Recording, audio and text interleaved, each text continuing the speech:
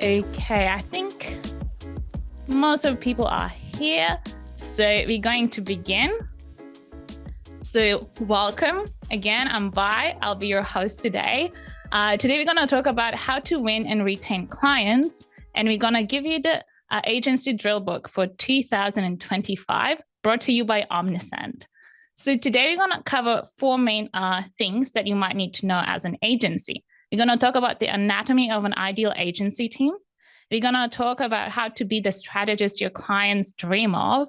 We're also going to cover the auditing messy email accounts, because someone's got to do it. So we'll tell you how to do it, how to make it work. And we're also going to wrap this up by talking about how to expand your services without losing your sanity, because I'm sure we have lots of agency owners that like always balancing between the sanity and the burnout. So to help me with that, I have an amazing group of people. I feel very honored to be here with you today, guys. So first we have Nick from Structured.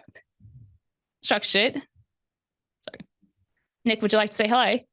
What's up, everybody? I just wanted to make sure I got the cue to jump on stage. Good to see everybody here. And I was actually reading all the chat. This is probably one of the most diverse time zones that we've ever been a part of. Like, it's in the morning over here on the West Coast in California, and then we have everywhere from Dubai to Nigeria to the Philippines. It is absolutely crazy. Netherlands, people coming in. So it's gonna be a fun one. It's gonna be a short, very impactful, straight to the point with some good speakers that kind of know everything that you guys are here to listen to. Amazing. Thank you. Then we have Sydney from Omnisend. Would you like to say hello? Hi, everyone. Super excited to be here, and ditto to what Nick said. So excited to jump right in. Awesome. Then we have Jimmy and Chase from the Ecom Email Marketer. Hey, everyone. Chase isn't here, but he'll be here in a second. So he's running a few minutes late, dropping off the kids, but excited to be here. Got a great presentation. Looking forward to this conversation. Fantastic. Yeah, that's just like balancing your business and life and everything. Real example. Awesome. And then we have Jesse from Viber Media. Hey, everyone. Super excited for this. Like, going off of Nick, Jimmy, and Sydney, I'm excited for this. I looked at the chat, and similar to Nick, I'm blown away by the amount of places people are from. I think I'm so used to a New York City or a Europe chat. So seeing places from Africa to Asia to everywhere else is awesome. And I think we have a killer team here to give punchy and actual tactical takeaways that you can use in your business. So I'm very excited, and thanks for having me. Amazing. Yeah, I think like everything we're going to talk about is super applicable throughout the world. So, this is going to be great. And also, we have a little treat from Team Omnisend. We're going to do a giveaway of 3 Amazon vouchers worth of $100. So pay attention, not just to learn good stuff, but also I'll be asking you questions and see if you caught the information that was shared.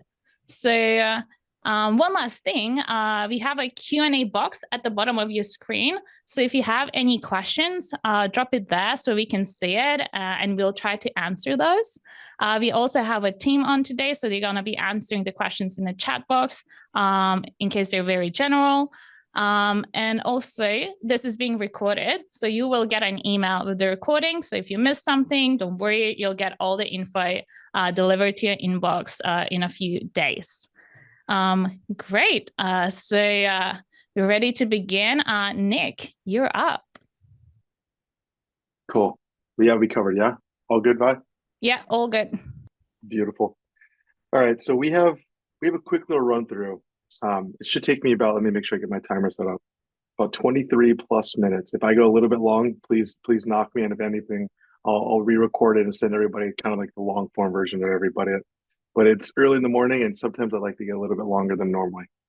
This talk has been something that I've kind of been thinking through for ongoing for the last 5.5 years, because ultimately we get in the agency space. We really care about servicing our clients, but also there's a progression from you might be really good at one core skill, email marketing, design, media buying, communication, creative strategy. There's been this really big build of freelancer to agency to what hopes to be my dream and a couple of yours, which is acquisition. And I'll share a brief story of like where we get to this and why I feel uniquely confident to speak about these things. I'm pushing my 12th year in the agency specific space. And we have 4 core agencies and communities that we've been able to build. First is structured. That is the day-to-day. That is what we call our mothership. It is the largest agency that we have. Constant Creative, which is an on-demand as well as an agency. GeekX, which is more of like an internet community. And then lastly, we are Lucid as a more niche specific agency that services the THC and or healthy beverage space. This kind of started with an idea of Jake, which is our current partner, our CEO of Structure, which is like, we want to be the ultimate growth solution. And I was like, well, there's really only one way to kind of figure this out is if we dig in and actually do it and build it ourselves. In 2019, when we initially started, this was the very first year that we're like, we're not just media buyers, we know how to run growth and build. This was our first close $1 million year. And we ran right into 2022, and this is when things really went correctly. Now, you probably can't get away from Chase Dimond or myself or even Jimmy on Twitter or LinkedIn. All we do is continue to pump and continue to be as big and as organic as possible. This is the beginning of seeing what this is coming through. So you might just start hearing about us or see us come through, but we've been active in various communities, and now we just choose to do it much more public on these major channels. That's where a lot of the deal flow comes in. 2021, everybody probably experienced this similarly if you were back in online or in that space at that current time. So the COVID boom, everybody needed us, and we were the hot chicks at the bar for sure. 2021 into 2022 was a very core year. This is when we actually learned how to build, how to have the right process, how to hire and have the right teammates. And this was kind of like the globalization of the workforce. So we are primarily US based. We then went to primarily North America based, so Canada as well as Latin America. And I think this group and this structure was so perfectly done because it allowed me to get into what we did in 2023. I won't get into 2024 because 2024 we had a step back year specifically. But 2023 we hit the record that we wanted, which was surpass that 8-figure mark, and then we've been able to sustain and slightly dip over the last year and a half for two strategic reasons that I'll get to at the back half of this preso. Each year we kind of had a core learning of what we needed to do to continue to evolve and level up. So I'll go briefly through these other sections as we go year over year and kind of the core takeaways and learnings. At the beginning, this is probably where you're at if you're at the, maybe not the revenue side, but it's maybe specifically the skill or the core delivery that you guys are selling or what you're offering as your initial service.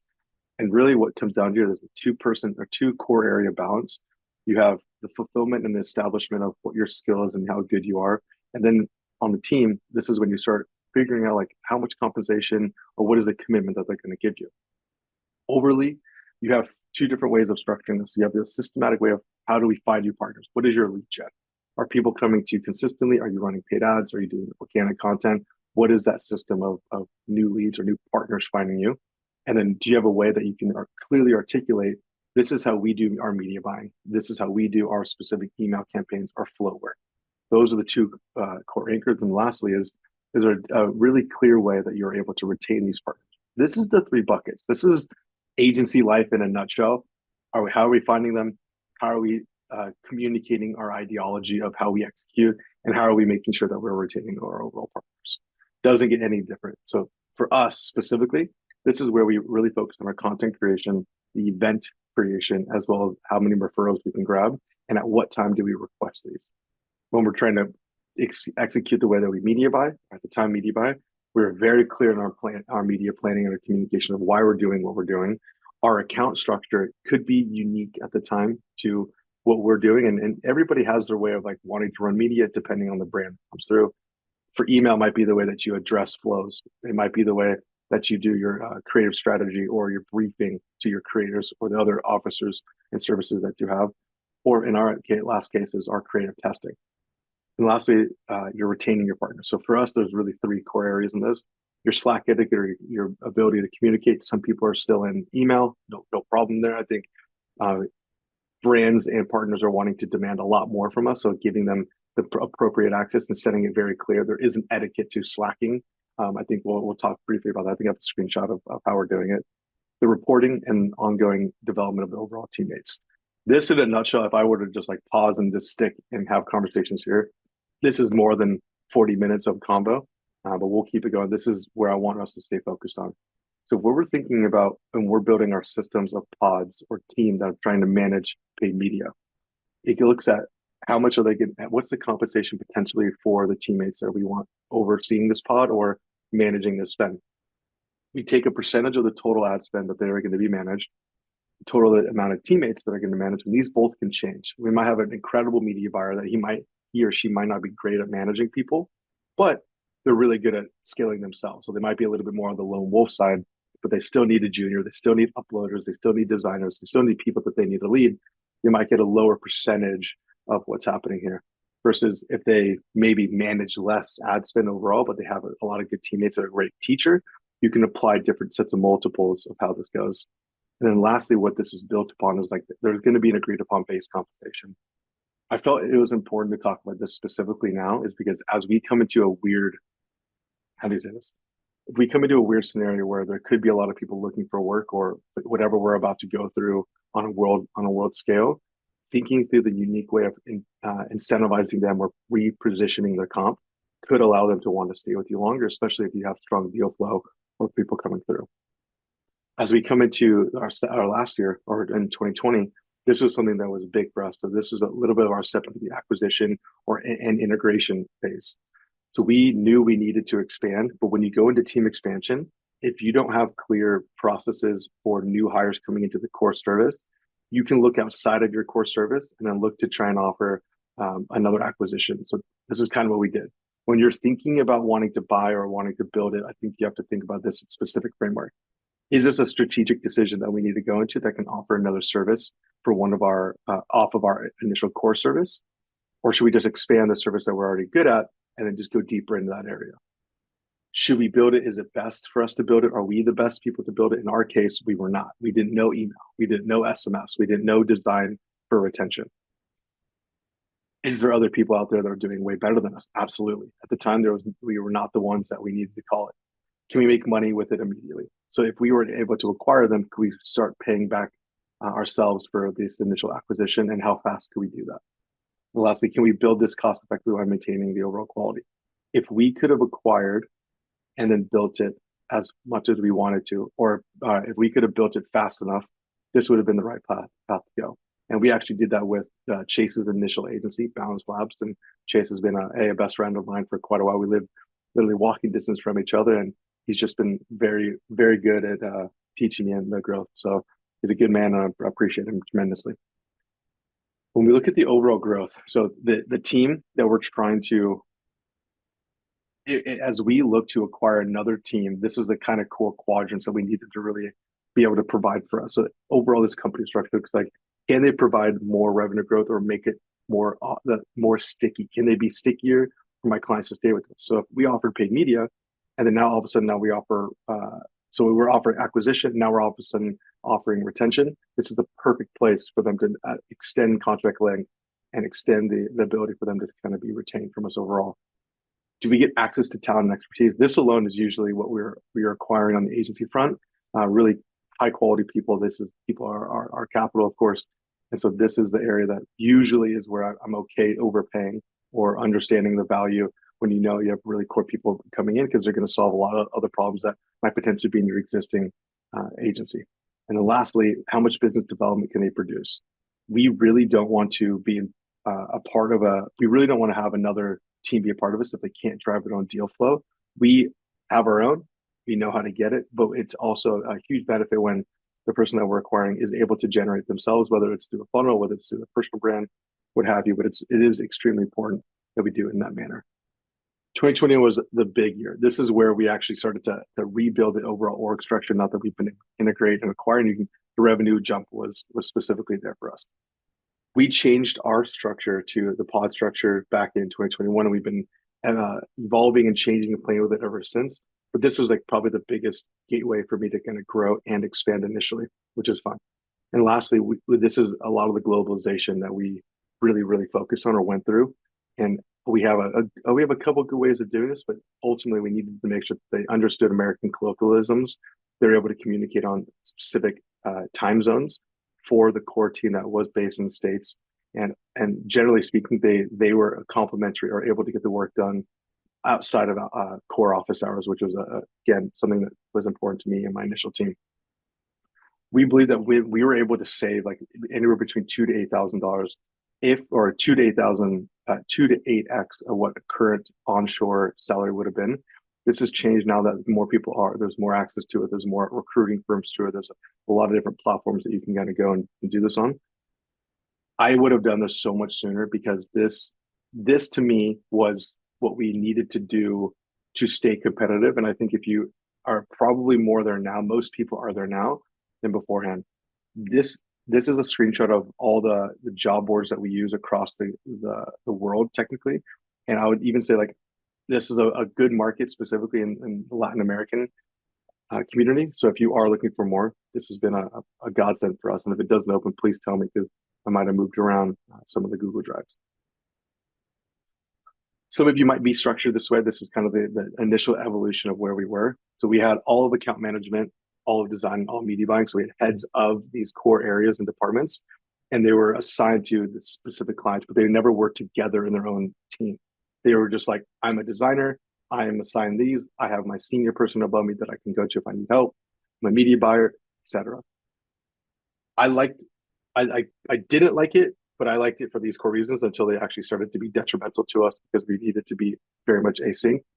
They stayed pretty siloed, so they kind of like only interacted with their people. They didn't really fully understand what the core service was or the timelines it took for a media buyer to do something or a designer or a template builder to do their thing. The accountability was nice, but then they also didn't understand, again, like the rest of the group, how long it took for them, which caused tension because they couldn't communicate clearly to the partners how long it should take or how long it shouldn't take. And then lastly, the incentivization was where do they grow? Like, how could I assign account managers that may or may not be responsible for revenue generation, yet media buyers might be more responsible for more revenue generation? So it was really difficult to build cohesive incentivization programs.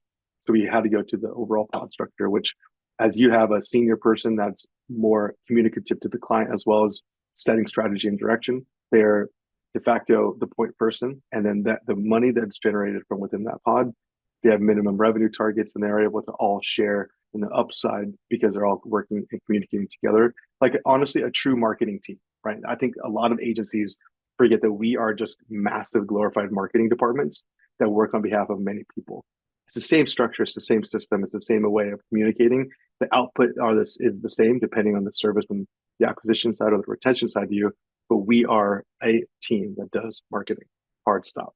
And so what I didn't like about this was sometimes the lead strategist might not be the most senior person. You might have a senior person in different roles.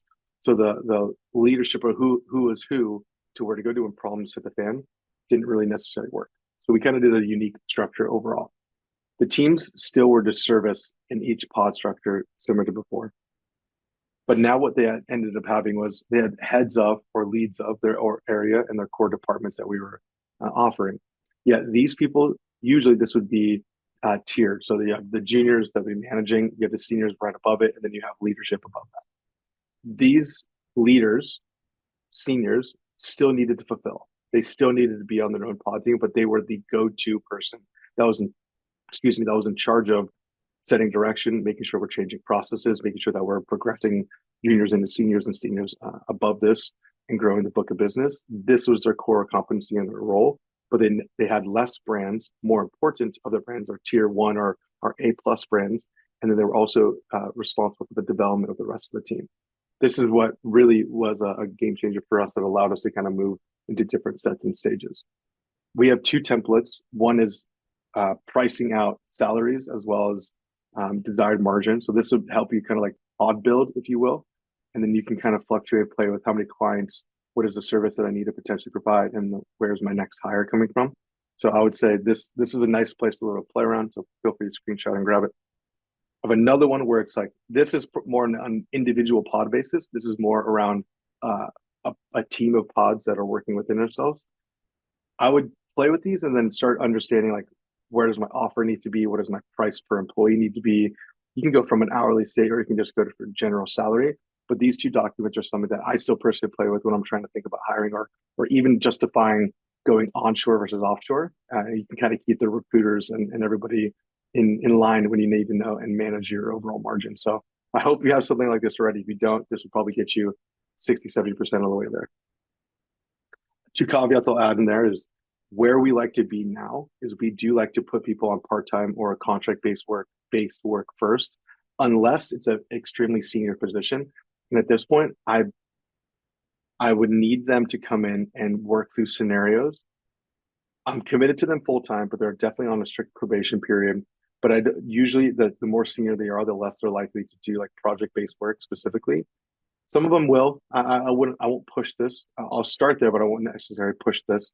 And then everything that they're coming into to manage, especially if it's an overall team or pod, we communicate the margin maintenance at all times. And this is something that pods report to leadership, and the leadership optimizes there for deal flow.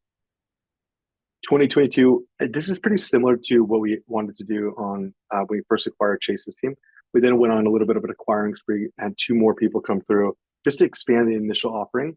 And as a friend McGregor explained, is the only way that I think the development of a team continues to evolve is if you continue to offer and present new blood and fresh people into the space. Because if you aren't able to understand at the end, like there is 2 core things after you start adding other services, is now initial core service revenue growth, as well as talent and team expansion and training. So this is where 2022, 2023 even started to continue to grow, because this initial progression looked like this. I was really good at media buying. Jake was really good at media buying. We made a good amount of money. That allowed me to build 1 or 2 people from the team. We made more profit. As straightforward as possible.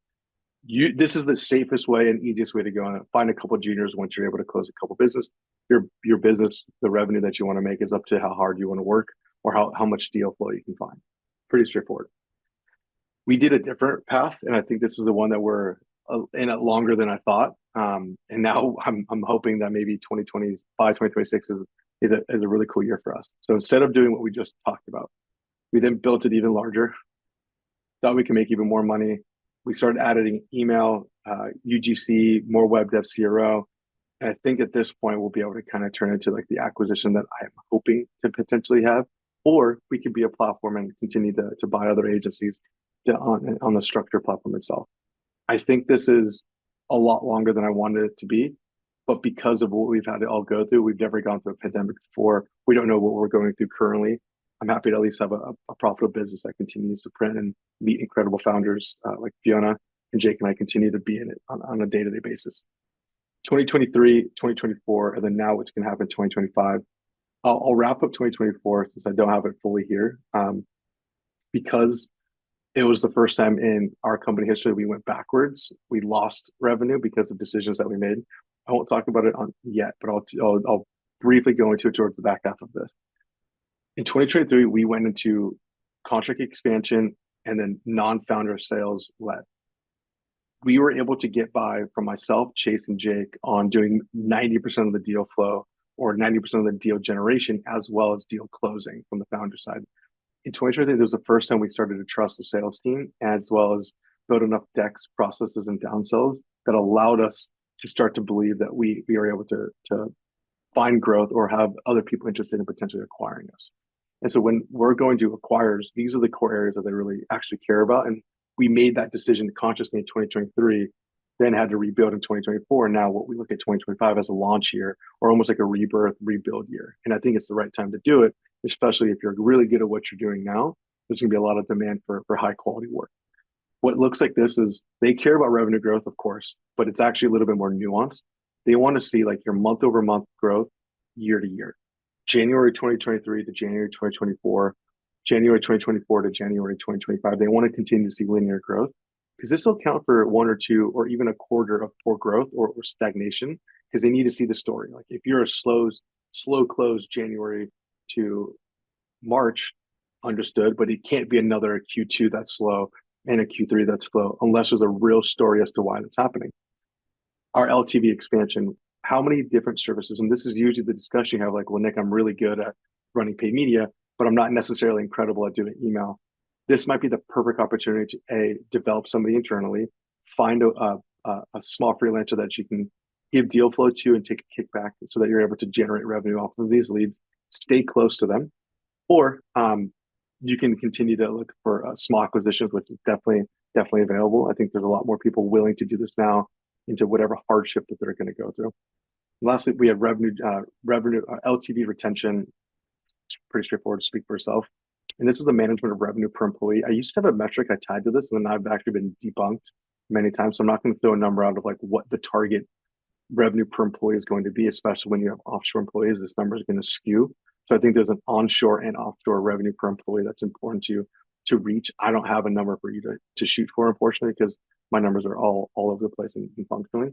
And they really don't want the founder to be heavily involved in sales. They can be involved, obviously, because you are going to be the face, but you can't be heavily involved there.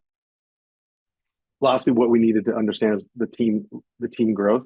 So anybody that wanted to stay with us, we had 3 areas that we needed to service, which was overall compensation, the opportunity to continue to grow or move into different areas, and if or when they wanted to be into management, because not everybody wants to manage.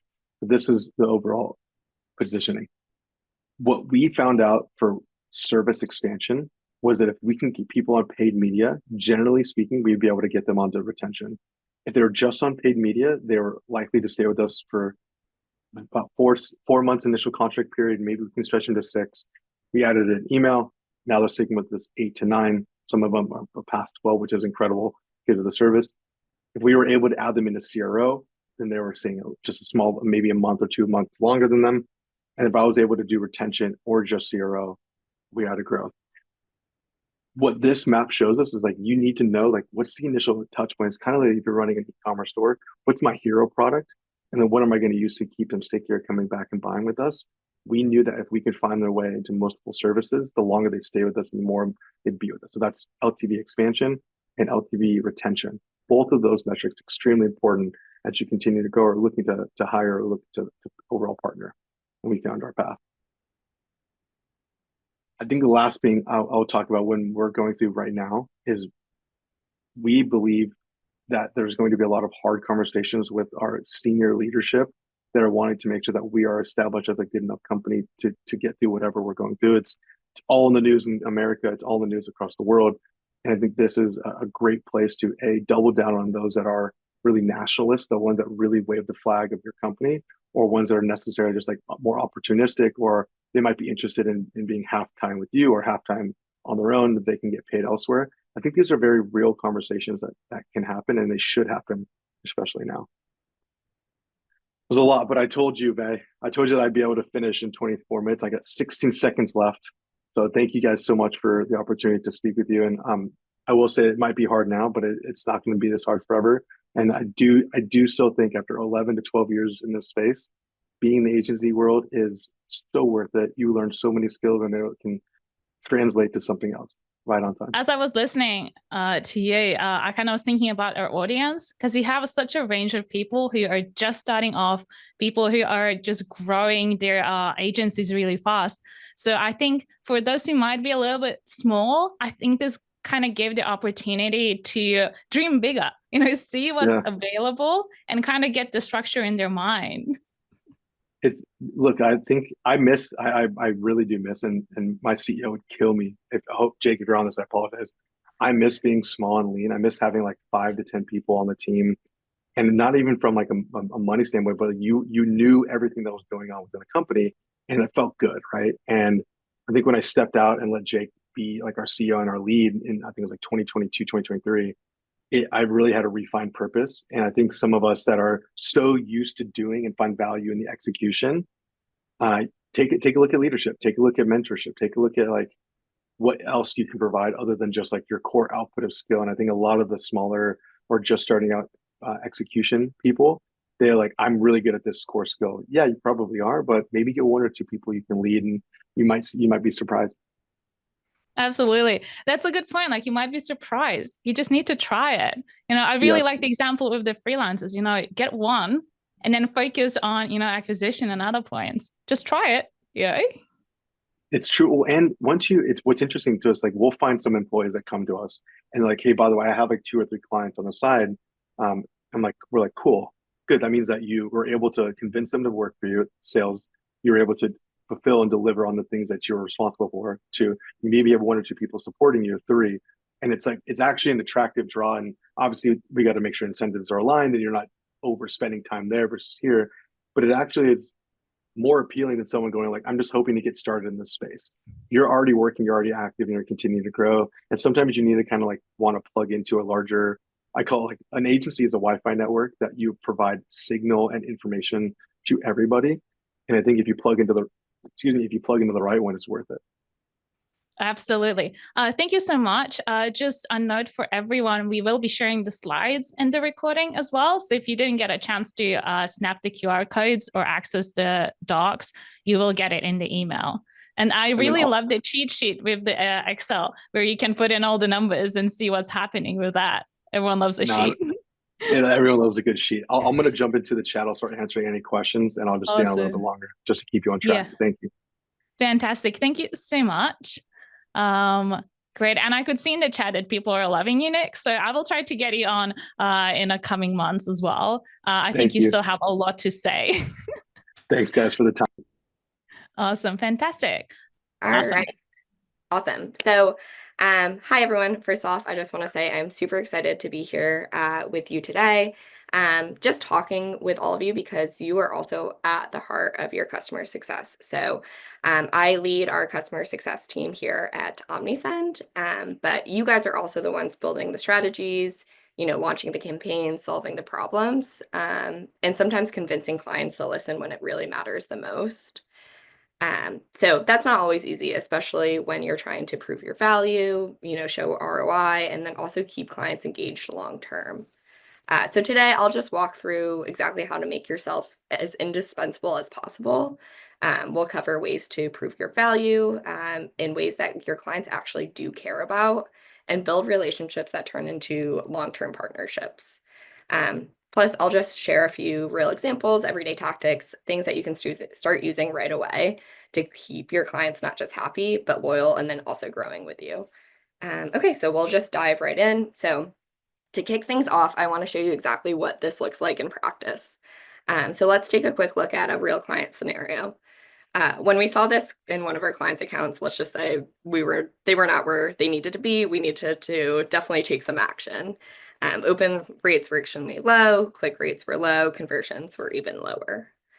But let's fast forward to 2 to 3 weeks, and their transformation was huge. Higher engagement, stronger revenue, a better customer journey.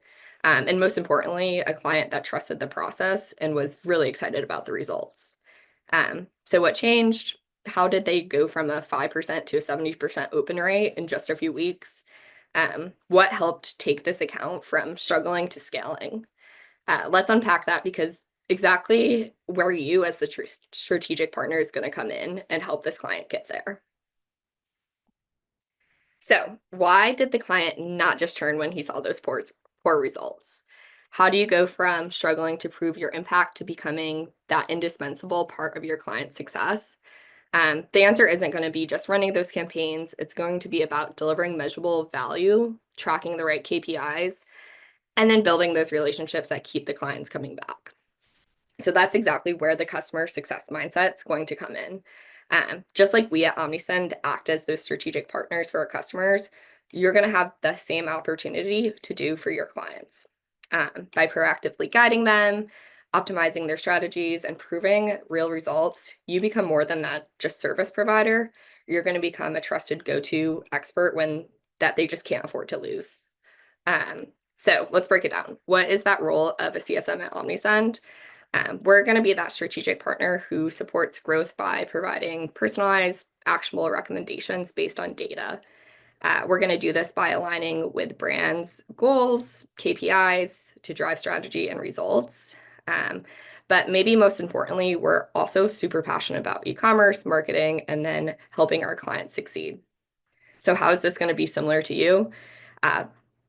Basically, we both need to retain clients through that strategy. Agencies that position themselves as strategic partners increase retention and revenue. And then lastly, agencies like CSM should act as those consultants and not just service providers. Overall, we just really want our clients to see success and a high ROI. So we can go ahead and dive into those non-negotiables, tactics, and things that will actually help you not just keep those clients, but keep them engaged, loyal, and actually listening. So it all starts with value, right? How do we prove our value? It starts with these 4 essential principles. So we want to be as proactive as possible and not reactive. We don't want to wait for our clients to ask for help. We're going to show up with strategic, proactive recommendations that actually make sense for where they are in their journey and then where they want to go. We need to tailor our suggestions to their goals and bring them new ideas before they even know that they need them, right? So tell a story with performance, right? So data is powerful, but only if it's presented in a way that's easy to understand and meaningful. Use the performance metrics you have to tell a story. What's working? What's not? What should they do next? Position yourself as a guide and not just showing them that data. Next, we have to explain why. If your clients don't understand the reasoning behind your recommendations, they're not going to take actions. Would you, right? Like if someone's just telling you to do something and you don't understand why would you do that? So they won't see your value as well on top of that. So whether you're suggesting an A/B test, maybe a new automation or a segmentation strategy, we need to always tie it back to their goals and clearly explain how it's going to move that needle. How is it going to help them reach that goal, whether it's retention, revenue, engagement, and so forth. We also want to consistently connect your work to revenue. So at the end of the day, those results do matter. You need to clearly and consistently show how your efforts are driving business outcomes, especially that revenue. Whether it's from improved engagement, higher conversion rates, or smarter automations, make your impact very, very obvious. We all know proving value is critical, but the most impactful ways to do this is by proactively identifying gaps and opportunities in your client's email strategy before they're even asking for that help. That's when you move from becoming sort of a vendor to a true strategic partner. And then to truly become indispensable, it's not enough to just surface insights. You need to turn those insights into clear, actionable recommendations. And more importantly, you have to build that trust that makes the clients want to follow your lead. At the end of the day, great results aren't just going to come from, that that value, those recommendations. It's going to come from great relationships. Clients don't stick around just for the reports and the numbers, things that we're going to show them. They're staying with agencies that they trust. The ones who are listening, they're adapting, they're challenging them when needed, and then they're also guiding them towards growth consistently. So how are you going to build those kinds of relationships? For us, it starts with a few key habits. Personalizing your approach. And some of these, kind of play back into email marketing too, and how you're retaining, those subscribers. So it's super fun there, but you're going to personalize your approach. Every client is going to be different. We need to truly understand their business needs, speak their language, and make them heard, and valued. Next, we also need to make sure that we're being transparent and inviting that feedback. Honest, constructive communication builds credibility. We're not going to just give feedback. We're going to ask for it. We're going to create an open, ongoing dialogue, and then showing that we're acting on that feedback as well. Then, super important, we need to set clear expectations and then exceed them. When you underpromise and overdeliver, trust compounds, and so forth. And then most importantly, show up as their strategic partner. Be the person they rely on, not just for support, but for direction, insight, and growth. In short, we need to be their trusted advisor. That's what's going to create those long-term relationships, long-term loyalty, and it's what's going to keep the clients coming back year after year.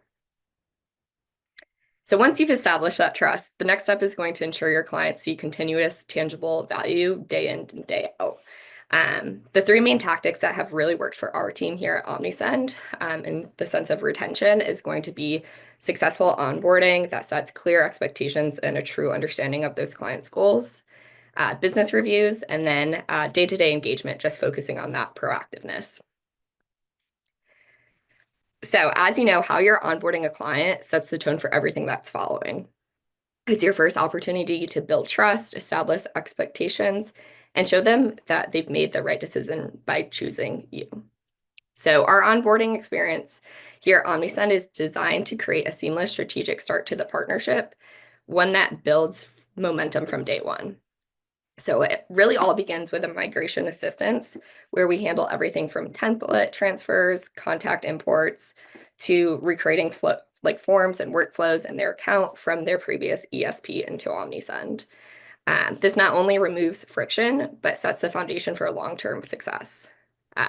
Typically, our onboarding structure is over about 30 days, guided by a custom roadmap tailored to the client's goals and use case. So it's different for every single client that we're onboarding.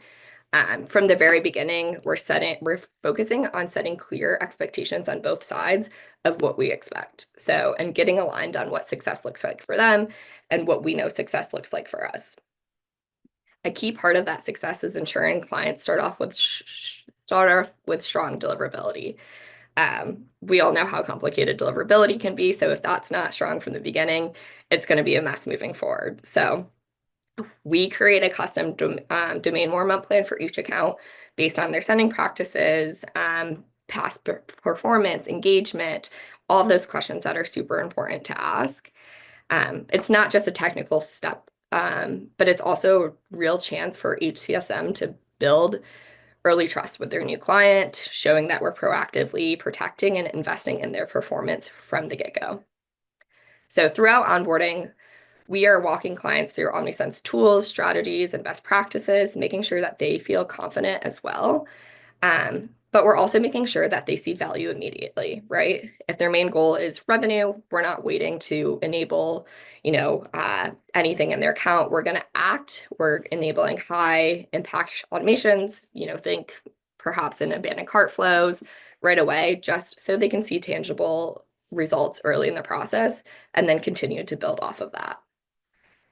This approach is ensuring that both structure and flexibility is included in onboarding. So the roadmap is providing clarity and accountability, while the strategy remains client-centric and we can move around that. At the end of the 30 days, we conduct a formal onboarding review, highlighting, ROI, and then sharing any key results that we've had as well. A great onboarding experience is going to build that momentum, but sustaining that momentum is what turns a good partnership into a great one. So that's where these business reviews are really going to come into play here. They'll be your chance to realign on goals, celebrate wins, and show ongoing value in a way that keeps clients engaged and growing with you. So these business reviews that focus on insights and not just reports are the most powerful driver of retention and growth for us here. So at Omnisend, our CSMs offer reviews at 30-day, monthly, or quarterly cadences, really just based on the client's needs. So super flexible there. We're meeting them where they need us. And they aren't just data dumps. They're going to be structured conversations designed to showcase ROI, highlight areas for improvement, and keep us closely aligned with our customers' evolving goals, expectations, and KPIs. So we really structure this to be more of a conversation-based check-in review with our clients to make sure that everyone feels included and we can really provide value in each step moving forward. Each review is tailored and thoughtful. We take the time to understand what's changed in the customer's business, what's remained consistent, and how that's going to impact their overall strategy.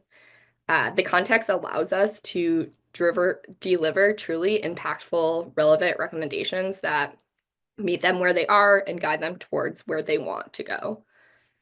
As goals shift, we're going to shift with them, offering next steps that are directly tied to what matters the most for their business. So continuing with that proactive recommendations there. These reviews also are going to give us a chance to reinforce that value that I mentioned by recapping recent feature releases. Perhaps it's from Omnisend, perhaps it's from other vendors that you're discussing, introducing new services. So for us on the CSM side, stuff such as like a deliverability audit, providing more migration, and the list goes on. And then also surfacing strategic insights backed by their own performance data. So really using what we've discussed to provide them some insights there. And just as importantly, we're going to listen. We use this time to capture customer sentiment, what features they want to see next, maybe what ROI they're aiming for, and also how we can better support their success moving forward. So while business reviews are those key milestones in the client relationship, that real magic definitely happens day to day. So it's in those regular touch points, whether it's a quick check-in, jumping into perhaps solve a problem, or just sharing a timely tip, that you're going to build trust and show that you're consistently thinking ahead on your client's behalf. Every call, every email, every time you're talking to your client is an opportunity to add that value and not just check in. So rather than simply asking, how are things going? Your touch points should always be intentional and insight driven. These moments are your chance to position yourself as a strategic partner who's thinking ahead and helping your clients grow. So how are we going to make every interaction count? We need to come prepared every single time with optimizations. So reviewing recent performance, recommending specific tweaks to improve results, whether it's segmentation, automations, or perhaps even timing strategies. But we also want to be aware of what's going on in the world, right? Share industry trends, bring in insights from similar brands, maybe verticals. So your clients also know that you're keeping a pulse on the broader landscape and that you're a good fit for that specific job. And then we're going to also suggest things such as A/B tests. Don't wait for them to ask. Proactively propose experiments to test subject lines to help them to continue to improve. Maybe it's send times or content variations based on that performance data, but we want to continuously provide, those experiments to help them improve there. We also want to highlight new features or integrations, so let them know what other tools are available to help them and how those updates can directly support their goals. And then, as mentioned, closing that feedback loop. If we're asking for the feedback, we need to make sure that we've closed that. So if they've shared past concerns or feature requests or asks of your team, make sure we're following up, showing them that their input was heard, and demonstrate progress or workarounds, or making sure that we're focusing on that feedback as well. And then finally, conducting proactive deliverability audits when it comes to email. It's a topic of conversation always. It's definitely a complicated conversation usually. So flagging potential issues early and before it even becomes a conversation is going to help them stay ahead of problems, build that trust, and just continue to build that relationship there. So let's take a look at the slide right here on the example on this slide. So the CSM that was working with this account proactively reached out about the opportunity to add SMS and basically just explained the value by highlighting the revenue the client was currently losing out on. The client agreed to add SMS to their abandoned cart flow, and they worked it into their overall strategy. And then last year alone, when we looked at those results, SMS alone generated 34% of their revenue. So pretty great results there. So the client trusted the CSM as their advisor, the CSM provided proactive support, and then the results showed just by that alone. So we all know auditing email accounts is how you're really going to be able to uncover that data, the insights and the opportunities. But what's going to truly set you apart is how you act on that information. I'm sure we've all heard it before when we're dealing with email as from our clients. They're saying, I don't want to overwhelm my customers with too many emails, or they have those theories or myths about email marketing. And that's definitely what one of our CSMs heard from their clients when they recommended turning on automated workflows. It's kind of a crazy concept. We don't want to turn on our workflows. We don't want to overwhelm people with too many emails. They were just hesitant. They were worried that too much communication would really hurt their engagement, perhaps hurt revenue long term. But their CSM came to that conversation prepared and brought data with them. So, for example, in this case, in 2024, automated emails drove 37% of the total revenue, even though they only make up just about 2% of email volume. So that kind of insight really helped reframe the conversation and opened a door to a bigger opportunity here. So we didn't push. That was important. We just partnered. We started small, just emailing a few high impact flows. And then within a few weeks, this client generated over 200K in attributed sales from workflows alone. So it wasn't just the data that won them over here in this case. It was that trust built through thoughtful communication and a strategic approach. Because even some of those best recommendations, you can come to the table with the best recommendations in the world. They're not going to land unless your client trusts you to lead them there. So here comes the fun part. Remember the results I showed you at the beginning of this presentation? So that actually came from a success story from our client, Acre Value. They've been with Omnisend since about early 2022, I believe. And for a very long time, everything was running smoothly. The CSM was engaged, they were super proactive, they were doing all the things right to set them up for success. But even strong partnerships can definitely hit challenges and roadblocks sometimes. And in this case, they ran into a major one that could have led to churn. So what happened? Basically, their domain reputation took a hit. Like I mentioned earlier, deliverability can really throw things for a loop pretty quickly. So their domain reputation took a hit, and then it caused a significant drop in engagement and ultimately their revenue as well. Fortunately, because of that relationship their CSM had with them, they were able to jump right in and step in quickly and take that lead. So basically, instead of panicking, the client leaned on that relationship, and then we got to work. Since domain reputation can definitely be a complex and technical situation, the CSM broke everything down into a few simple, actionable steps. So first, we paused broad sends and focused solely on active, engaged subscribers. We then gradually warmed up the domain by expanding sends over time. And then we launched some proactive measures for the future, so such as a sunset automation to remove unengaged contacts. And then we made it a point to educate the client along the way, explaining what the domain reputation is, why it matters, and how these steps would not only fix the issue, but how it's going to strengthen their long-term email program. So with anything deliverability related, patience is key. And it can be hard to watch the results dip without an instant fix, right? You see that, you're like, I want to fix by tomorrow. But thanks to that partnership, the trust, the strategic support from their CSM, Acre Value didn't just recover. They came back stronger with improved deliverability, smarter sending practices, and even a renewed confidence in their email program. So these steps that we took not only resolved the immediate issue, but also set the stage for long-term success.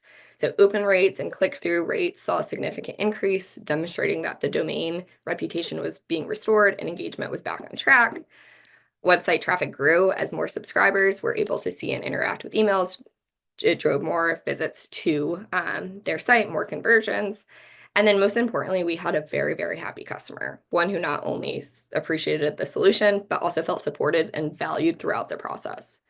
But I would say here's the main takeaway from all this. We definitely avoided a potentially costly churn by leveraging every single action and strategy we had built leading up to this roadblock.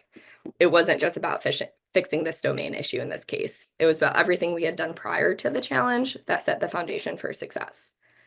All of these elements, so the onboarding, the expectations, the transparent communication, it created a deep trust and a very strong, resilient relationship. So when the things got tough, the foundation we built allowed us to handle the challenge head on without losing this client. So to wrap it up, by implementing strategies like proactive audits, transparent communication, and consistent follow-ups, you'll be setting your clients up for success.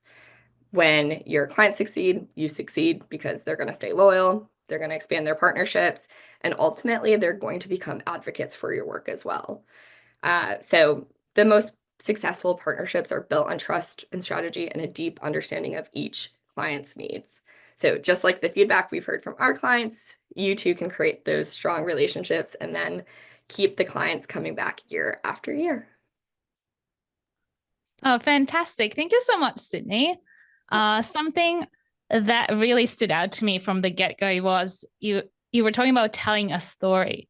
And I think as humans, like we love hearing good stories or stories where we overcome something. So I think it's like a skill that I will recommend everyone working, whether it's an agency or support, whatever that is, just building that storytelling skill, because it helps to understand not only you, but you can tell like data stories, make it fun and interesting and build that foundation, as you say. Yeah, definitely. And going back to like even when we were talking about just like hiring the correct team, that's a super important skill here for customer success managers. We have to be able to, tell a story to lead the client to make, that next step. Absolutely. And another thing you were constantly repeating yourself, and I could not agree more, is about being proactive, because everyone's talking about how do I get my leads? How do I close that first client? But then once you get them, a lot of times your attention dips. You're like, I got them. Okay, we can do other things. So I think that proactiveness, that just has to increase. Absolutely. It definitely seems, getting ahead of the problems, being able to fix things and get on track before it even happens is going to be key there for sure. Absolutely. Thank you so much, Sydney. I think anyone who has an agency, just steal this framework. We're giving it to you. It works at Omnisend. Break it down, apply it, see what happens. Thank you. Awesome. So we have our first giveaway now. We'll see how well you were listening to Sydney. So the question, well, first of all, I will ask the question and you'll have to answer it in the chat box. And whoever gets it right first will get a $100 Amazon voucher. So be quick. So the question is, what sets the tone for your success with the client? What sets the tone for your success with the client? Okay, if you got it right, okay, there's so many answers. I will let the team to catch the first one that's correct.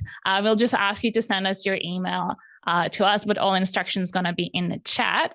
I'm glad to see so many correct answers. I love that you guys are listening. Right, so this went well. Next up, we have Jimmy and Chase. Hello, everybody. Chase, how are you, man? You excited? Yeah, I'm pumped. How are you doing?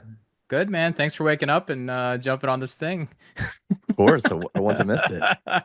Very cool. Well, hello, everybody. We're excited here. We're a little bit of a duo here, and we're going to talk about email and SMS audit frameworks. And we're going to be talking about agency best practices. Got a lot to cover here today. I want to make sure that we're going over things. We'll be watching the Q&A box along the way to make sure that we catch any of your questions that we might see along the way. But otherwise, we love great interaction. We want people to chat, so ask us questions while we're going. And if we don't get it to them during the conversation here, we'll get through them through the thing. So real quick, starting off, just introductions, just to make sure that you guys if you don't know who we are, we want to make sure that we introduce ourselves. So first things first, I don't know why it says 7. It's 17 years of experience in email and SMS, digital marketing. I'm a former D2C brand owner turned SaaS founder, now really sitting on the content and expertise and consulting side. Some of the things I do a podcast. I have an event called Commerce Roundtable. Chase and I have an amazing retention marketing podcast, if you haven't heard about it, called Send It, that you should check out. And then we have a newsletter called Ecom Email Marketer. And Chase, you want to introduce yourself?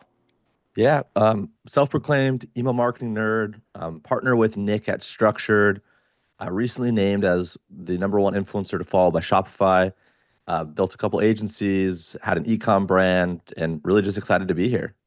Awesome, Chase. Well, let's get to the meat of this presentation. Here's what we're going to cover here today, guys. We've got a lot on the agenda that we want to cover, but the goal here today, because I like to set a goal with everything that we do, is how to properly audit an email and SM account from the agency perspective. I spent time with Chase, obviously with tons of experience there, but I also reached out to a bunch of different agencies that are friends of mine. And I said, how do you guys audit? And we put it all together, and then we added our flair to what we think you should do. So here's the things we'll cover today. One, we're going to talk about why audits matter. We're going to talk about how you set those baseline metrics. We're going to identify opportunities. We're going to establish clear goals. And then we're going to show you a step-by-step framework for conducting a comprehensive audit that delivers actionable insights. That's the goal here today and today's agenda here. So lots to go over. Make sure you will get the recording of this and get the notes and deck. So don't feel panicked to take a screenshot of everything that we show here. We're going to talk a lot about a lot of things here. So let's start off with the basics. And Chase, I'll let you kick this thing off with the current setup assessment. So you want to start there? Yeah, for sure.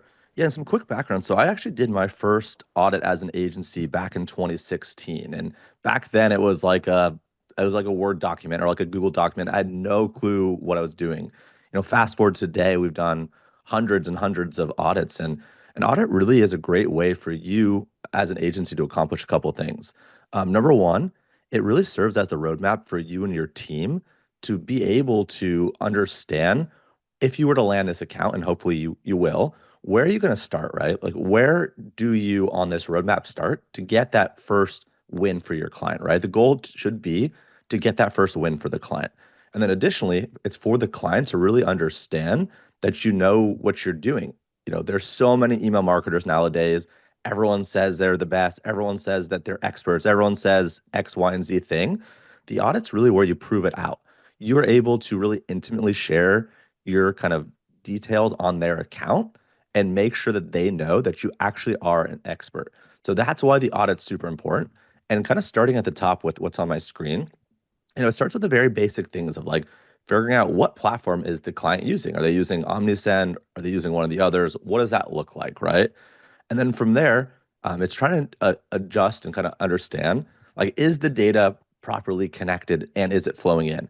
And depending on the size of the account, if they're new or if they're kind of established, some people you'd be surprised don't have the right inputs coming in, which makes it really hard to be able to segment, which makes it really hard to be able to track website visits, what makes it really hard to do X, Y, and things. Obviously, if you're working with 7, 8, 9-figure brands, a lot of this is going to already be done, but it's good just to kind of check that box to ensure that that's happening. And then with that, right, like understanding the technical setup. So is the SPF, is the DKIM, is the DMARC records, are all those records in the DNS set up properly and configured? That's super important, right, for deliverability, which we'll talk about later. And then with the deliverability side, you want to understand, like, are you coming into a hot mess? Like, is a client looking for your help because they just absolutely screwed up their deliverability and they need experts to come in? That's going to be a very challenging situation. Whereas if someone maybe has strong deliverability, but they're not making enough revenue, they're not sending frequently enough, that's really low hanging fruit. And that makes for a great opportunity. So where I would start is for the deliverability side, looking within the ESP. So look within Omnisend to get a quick check into someone's deliverability metrics, and then really ensuring and making sure that the clients have Google Postmaster, Yahoo Sender Hub set up. And if they don't, those are great recommendations for you to come in and add tons of value. They're free tools directly from Google, directly from Yahoo that every brand needs to have. And you'd be surprised how many don't actually have that. And then a couple key questions to address, right? So with all of this, kind of with the core setup, the platforms being used, making sure the Shopify or whatever platforms integrated, et cetera, you want to make sure that it's optimally configured. You want to make sure that you're getting all the data out of the actual platform itself and into your ESP. That way you can leverage segmentation and really send that personalized experience to each person. And are any integrations causing potential data loss? You'd be, again, surprised that some of these apps, they just unsync, right? They disconnect. Making sure that all of the apps, the Shopify, and even some of the others, the reviews and the loyalty, et cetera, making sure that everything's passing data through and constantly being up to speed. And then even to like taking it one step farther, people might have like something like a Zapier set up, and they might need to go reconnect that Zapier, and then data might be missing as a result because they hadn't had that connected. And then lastly, is the account structured logically and well organized? Are there proper naming conventions? Are things easy to find? Are they leveraging the features of the platform to its advantage, et cetera? And then, for example, like here's some real quotes from some of the audits that we've done. We might tell a brand, hey, we've actually found an incomplete integration between your Shopify and your Klaviyo. There's tons of data that's not there. Whereas maybe if you're using something like an Omnisend, maybe it's a more complete picture. Maybe there's something more there. And then also too, we've noticed a lot of brands have multiple platforms that just are not connected. They might use this email platform and this SMS platform and this reviews platform and this platform. There's like 17 different apps that they need to be able to communicate on the retention side, and they're just not connected, which creates this gap in this siloed data, which allows for inconsistent messaging. It's not a good thing. All right. So once you've gone through the baseline, and the next thing that we're going to recommend that you should start going into is the overview, the strategy. Before you jump into the nitty gritty, I love to sit back and go, okay, what is the overall strategy that you're identifying within the platform, and how you believe that they've been going through it? So it may start with the simplistic of message frequency and cadence, right? You're gonna look at you're gonna look at your campaigns. You're gonna look at how are they sending, how frequently are they sending, how often are they sending, and who are they sending with, right? You're also going to look at the content mix. You want to look at, are they promotional? Are they relationship building? How are they going to approach their current strategy to maximize their sale? You also want to look at that unification of email to SMS coordination, or the lack of. Oftentimes, one of the things that we see in this market pretty often is that people are disconnected between their email and SMS, where you should have a very unified approach with the things that you have. have. And last but not least, one of the most important things that we think about is brand voice consistency. You know, a lot of times as an agency, when you're taking over for a brand or you're helping a brand, it really is important to really think about brand voice, really the copywriting behind a lot of the things that you're doing. So you're going to check through that assessment. And what that assessment may look like, it looks like this, right? So the first question you might ask is, does this content strategy align with the brand's overall marketing goals? So you're going to ask the client, you know, what are they trying to accomplish? What is your goals? Where are your benchmarks? Where your data looks like? And where are your personal business goals really at? I think one of the things that people miss often when you're an agency is that it's not just about doing the work, but it's really actually wrapping yourself within their business and understanding who you are, because you are an extension of their marketing company. Secondly, you go ask is there clear differentiation between email and SMS use cases? Are these being applied correctly? Where email is kind of like the long-term long game versus SMS being a now channel, there's a very different use case between them. Oftentimes, one of the prime examples of an audit failure, well, not audit failure, but an audit activity that we often see in the strategy side of things is that email and SMS are being treated like the same, a blast channel. And unfortunately, they're not the same. They should be treated differently. They should be acting differently, and the messaging should be different too. And the last question that I usually ask is, are campaigns data-driven or primarily calendar-driven? And there's a very difference there, right? A data-driven strategy is going to be very much around inventory, needs, business use cases, stock and inventory, a lot of the things of how people are acting and purchasing versus a primary calendar. This is kind of the typical holiday playbook you might see done by some agencies, or you might see people just going through and just hitting on the major holidays, being really quiet during the non-holiday season areas. And there's different ways that people are applying these strategies. So you want to go through that. And so some of the examples that we see pretty often when we're going through findings are very simple. Many brands send 18 plus emails monthly without any strategic segmentation. That is often a very high level strategy that you might find and ultimately uncover. Or SMS is often underutilized, representing only 25% of their attributed revenue despite a higher conversion rate. That's something that you can see where people aren't sending enough in different places. You can replace SMS with email. It doesn't matter from there. So that's the second finding we think about.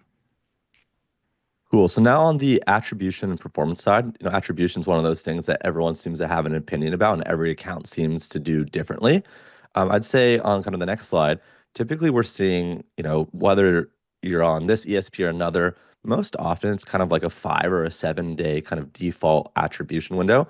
I think Klaviyo for email and SMS is 5. I believe, if I'm not mistaken, Omnisend is 7. One thing to be mindful of, if you do change the attributions window settings, obviously the data is going to change too. So just make sure that's a conversation that you have with the client, that you're on the same page before you do change it. And there's obviously pros and cons to changing it versus keeping it. The pro to keeping it is the fact that when you look at data of the performance of your agency versus a previous agency or a previous freelancer or brands doing it in-house, you can compare more apples to apples.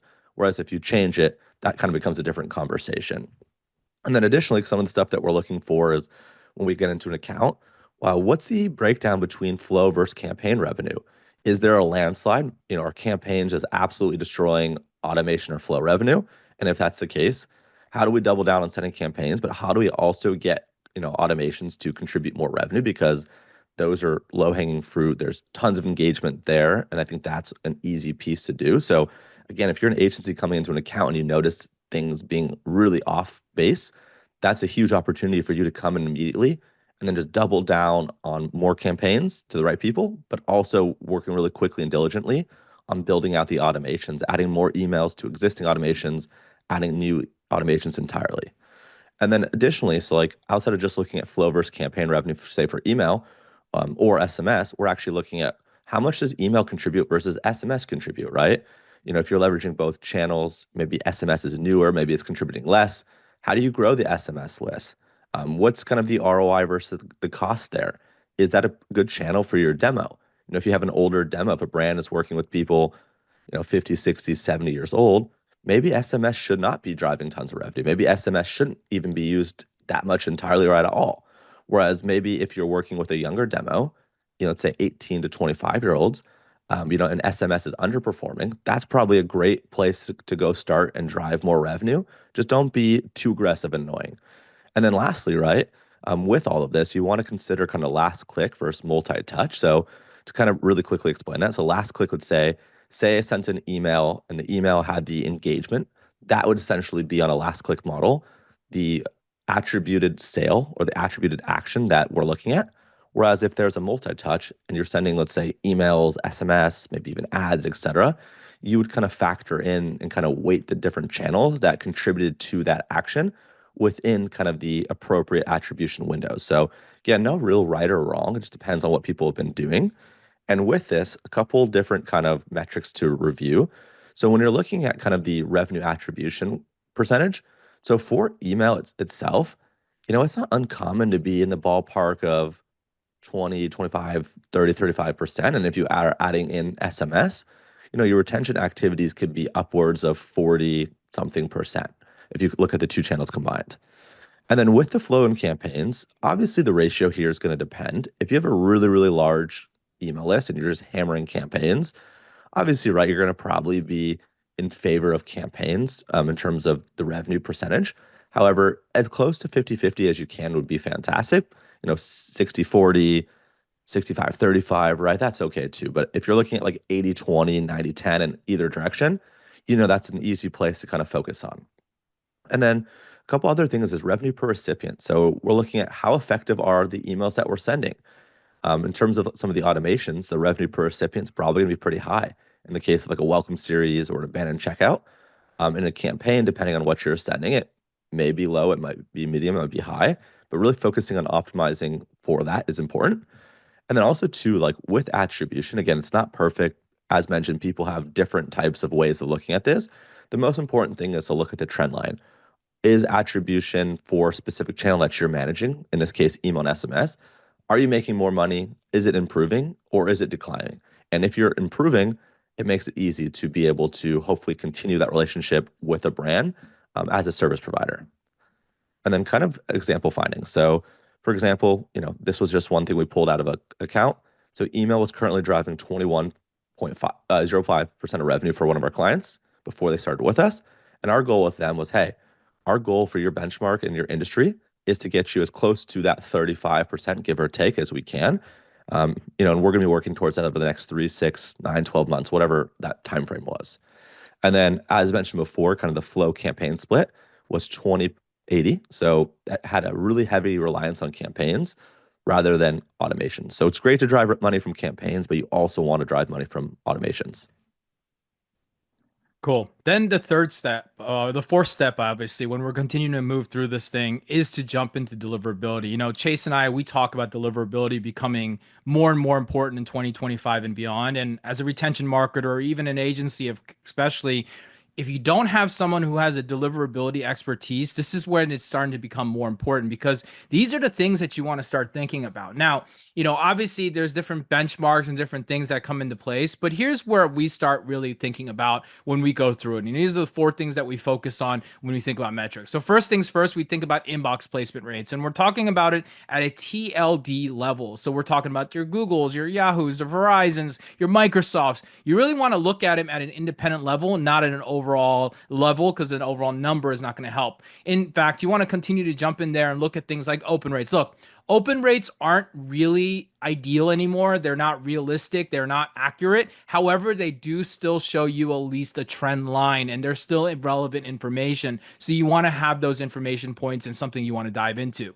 Then you've got spam complaints. Spam complaints are very black and white. As we've kind of mentioned at the beginning of this presentation, spam complaints from your ESP level is often not showing your Google responses, right? So you want to go set up a Google Postmaster. Yahoo Sender Hub is now becoming more and more relevant. These spam complaints are going to give you a better understanding of data. And last but not least, the thing you really want to dive into is bounce rates and list hygiene. I think this is the underrated thing that people don't think enough about, but looking at how are those emails, are they bouncing? Are you getting bad emails? Are they not getting delivered? These are important. And then of course, doing good list hygiene. Obviously, Omnisend has a great list hygiene tool already integrated and built in with the third-party provider. However, making sure you're doing list hygiene, and that's not just removing your inactives and actives and different things into the list, but it's actually really going through and matching up with third-party providers to try to understand if they've got bad emails. Unfortunately, especially in prospect lists, email list hygiene does exist. So when you go through that, you start thinking about some of the technical deliverability factors of what you're working through.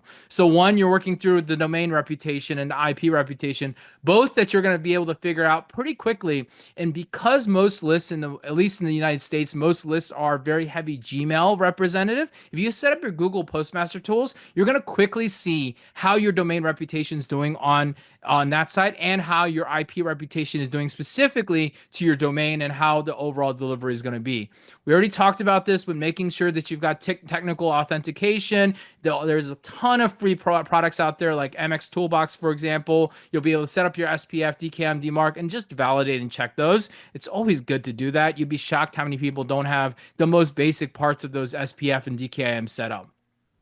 Last but not least is really just having good list cleaning practices. Look back historically, see if they've been doing any kind of list cleaning. It's not just segmentation. It's also how are they pruning? Are they removing Microsoft or Yahoo emails that are over 12 months old and have not been engaged on a prospect level? Or are they doing 24 months and honoring the sunset of Gmail, for example? Those are all basic list cleaning practices that are expected in 2025. You want to make sure that you're thinking about those things. They're very important. And some of the example findings that we find, right? So deliverability score of 77 is good, which is based on sender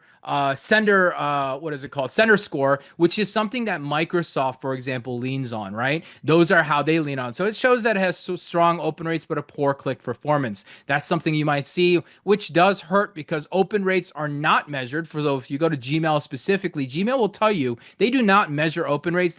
They measure click performance or engagement. So that could be like forwarding, replying, saving it. They could be also archiving it. All those actions, how long they're spending on email, who they're forwarding, all that stuff is going to be part of the engagement metrics that you're looking for. And then, of course, bounce rates, right? Are the emails really delivering? Are domains getting blocked? Is there good hygiene and practices being done? Like last week, for example, Yahoo, for example, did their annual reset. They do a reset twice a year where they're resetting reputations across their users. And people I know reached out to me saying, hey, my bounce rates on Yahoo suddenly spiked up. Well, what happened? Well, they weren't doing good hygiene practices. So when they did a re-engagement or a reputation reset, ultimately the engagement shot through the roof and the bounces started to go up. And that's something that happens every year. And it still comes to a surprise for agencies. So these are just some core basic understandings of deliverability. There's obviously a lot you can go through in deliverability.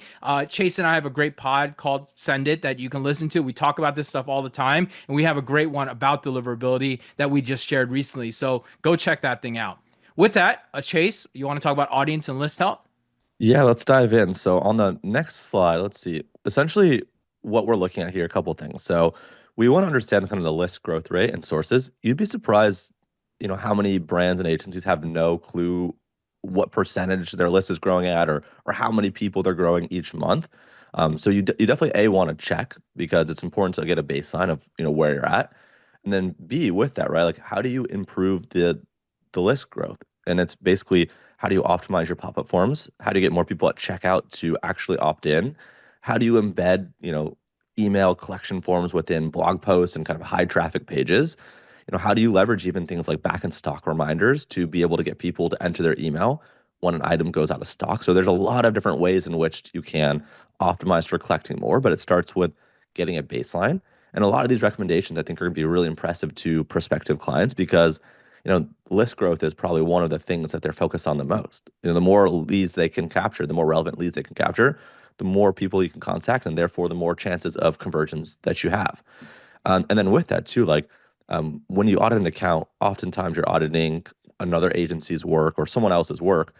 How well are they doing at segmentation? Are they doing just basic 90-day engaged? Or are they being a lot more sophisticated and elaborate?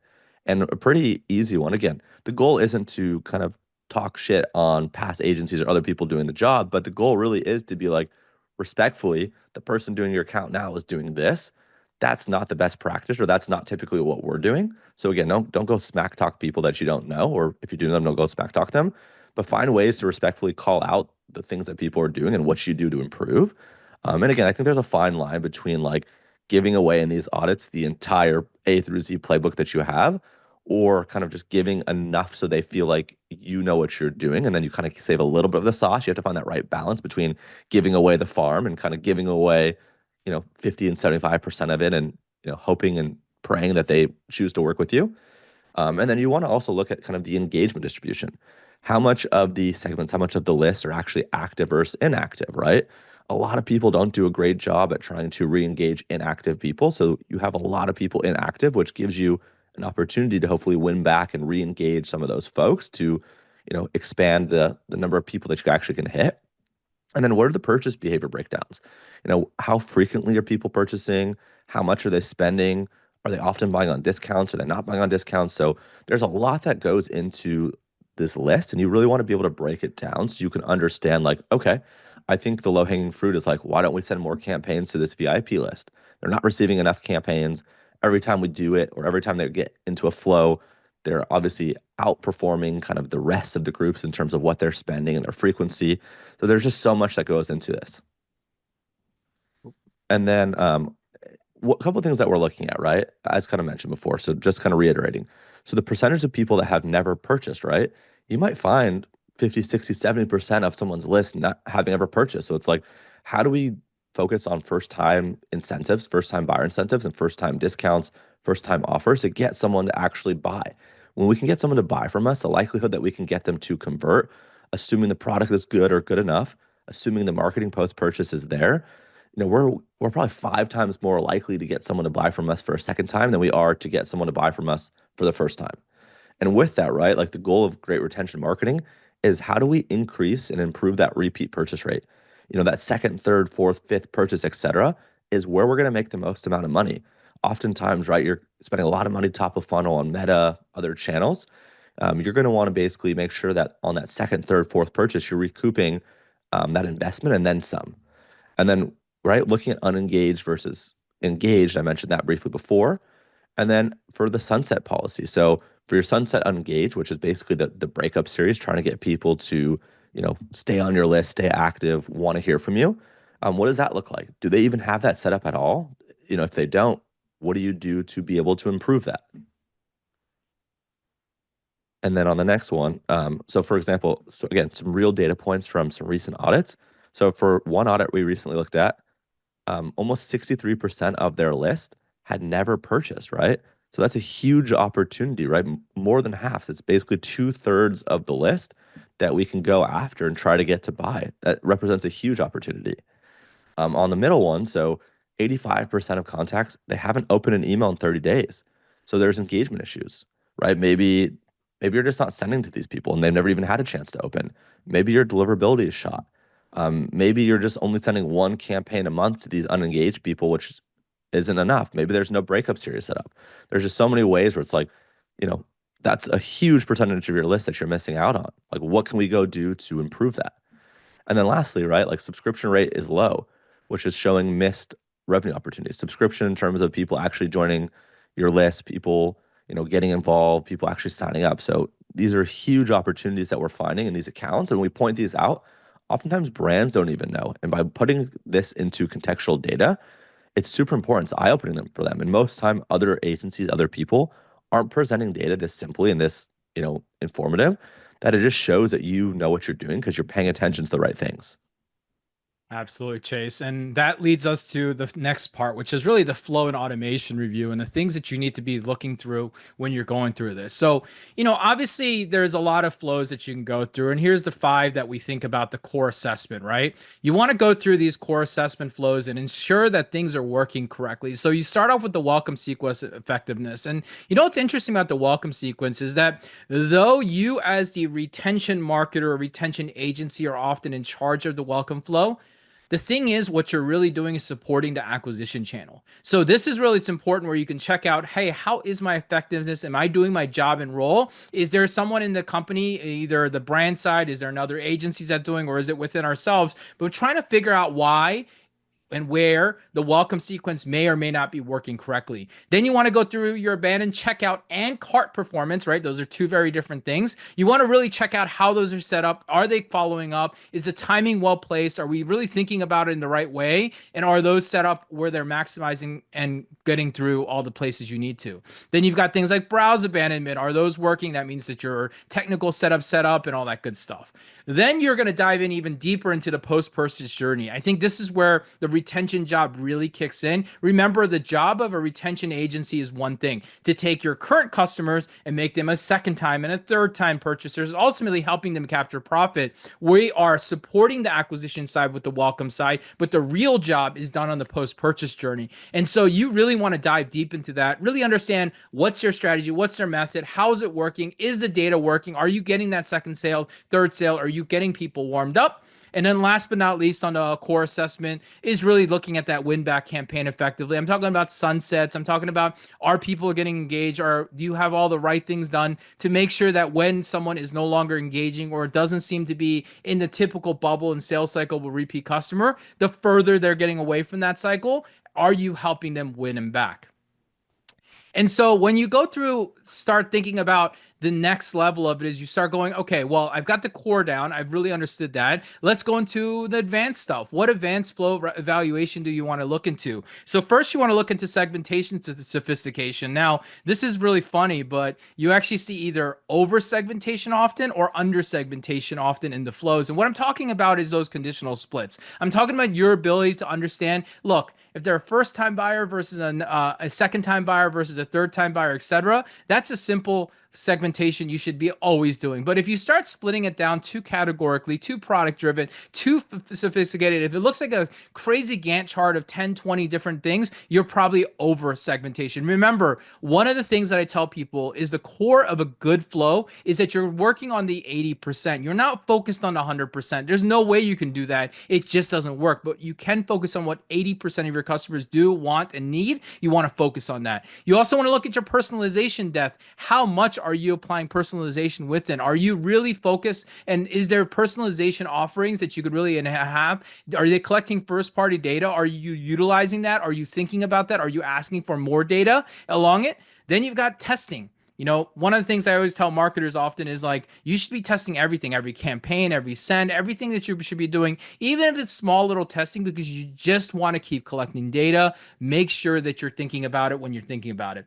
And last but not least is trigger timing optimization. I think that people often mess this up pretty often. They're not thinking about how they think. They think about timing and trigger as like a to-do list, you know, follow up in 3 days, follow up in 1 week, where you should really be thinking about what is the individual customer's proof of how they're going through the journey. You know, what's their experience? You should go through the experience and figure out what would be your experience. You should be looking at the data, just like Chase mentioned earlier, around what's your sales cycle? How long does it take typically for a customer to make a second purchase, to make a third purchase? How long does it take a pop-up person to make an average sale? All of those are trigger timing optimizations that you can start putting into play. And those are evaluations that you should be doing as you go through it. There is a lot when it comes to thinking about it.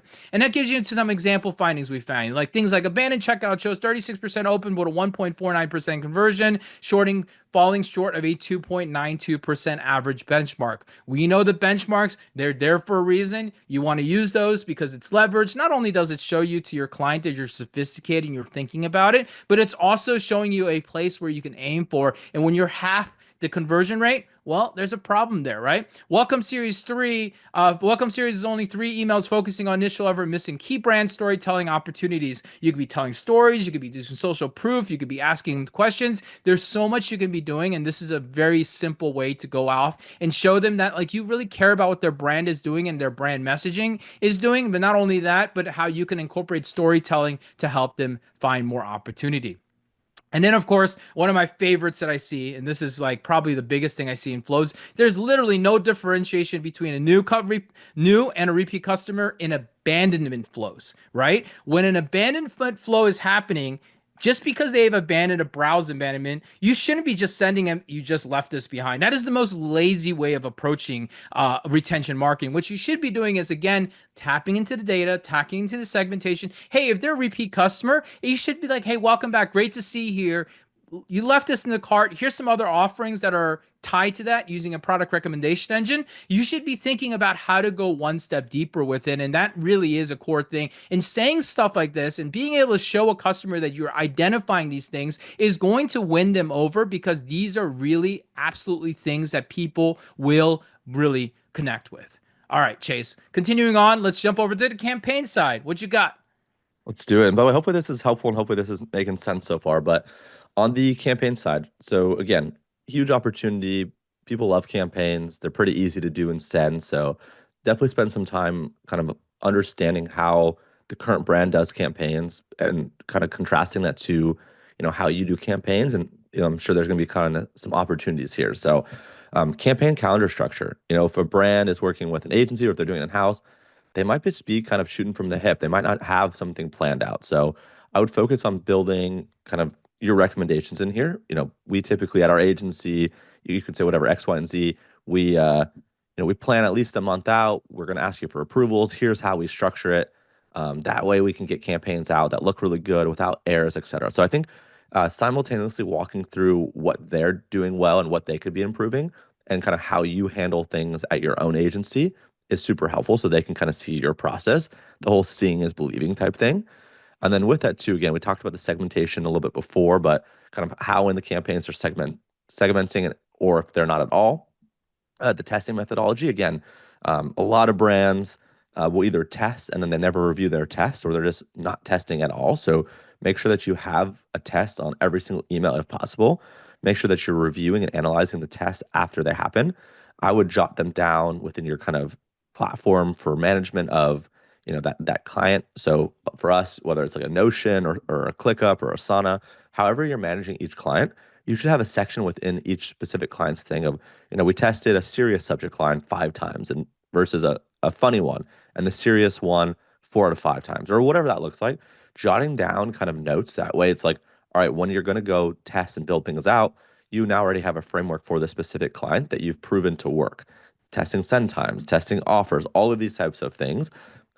Jimmy and I actually recorded a podcast yesterday about how to make the most of like the off season. So not Black Friday, Cyber Monday, and like testing throughout kind of the slower seasons gives you a lot of data going into peak seasons like BFCM. That way you just have all of this data on hand that you absolutely can crush it and smash it out of the water. And then again, understanding the subject line and content performance, all these types of things are super important for campaigns. So that way you can squeeze more and more engagement and more revenue for each client. And then a couple things. So understanding open rate trends. Again, obviously with everything that's happened over the past couple of years, open rates themselves aren't exactly 100% accurate, but looking at trends is important. For example, if you see your open rate drop drastically, you're probably hitting spam. You probably got deliverability issues. If you're seeing, your open rates stay steady, you're probably fine. If they're spiking really, really high for no rhyme or reason, maybe something weird and funky is happening. Same with click-through performance. A lot of times, there's times where like, Microsoft or whatever platform, they have just a ton of bot clicks. So like overnight, your clicks might spike, and it's not indicative of actually something that's happening. So just being able to kind of be mindful and understand like when something's legit and when something's kind of artificially inflated will give a lot of insight to you, but also show your clients that like you are on top of it and you're up to speed with what's happening. And then obviously optimizing for conversion rate is super important. And then again, we've mentioned this before, but revenue per recipient is important as well. And then some real example findings. So for something recently, a current open rate was about 36%, which was good. But our goal would hopefully be at north of 40%. That's kind of the benchmark. And someone asked before, so like a lot of the data that we're pulling are from kind of Omnisend. So basically what we'll do is say we're working with an apparel client. We'll go look at Omnisend's kind of library of data on apparel clients across their, I don't know, thousands, tens of thousands of apparel clients. So we'll basically say, cool. So for apparel, we're going to benchmark at 40%. For health and wellness, that might be 35% or it might be 45%.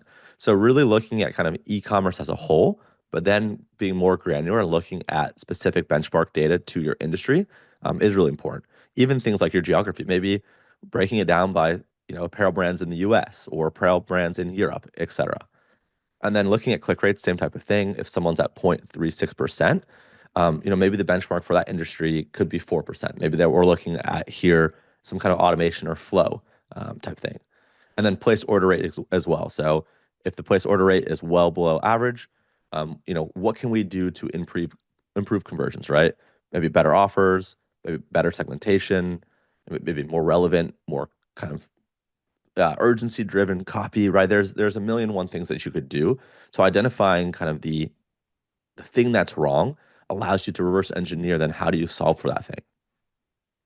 Absolutely, Chase. And well, that leads us to segmentation strategy assessment. I think this is another place that a lot of agencies don't spend enough time really understanding, but also showing off your expertise. One of the things that people really understand is that segmentation is important, and people don't really have a great grasp about why segmentation is important. So, a lot of times when you're going through an audit, one of the things that you should be doing is really not only talking about, but analyzing. Are they doing segmentation? Are they simply taking 90 days and saying, "Oh, 90 days, open click, batch them into one campaign and send them out"? Or are they actually thinking about what is the segmentation of some of the basics of the things that you can do, right? You can do things like post-purchase, engagement-based, product preference, and then geographic or demographic segmentation. Those are four of the most basic segmentation approaches. Just simply showing off that will show off your strength in some of the things that you can go into. If you dump into that, it really goes into sophistication, right? And the good news about a lot of this stuff is that, if you're using tools like Omnisend in different places, a lot of this stuff is already naturally built in, like the RFM model, for example.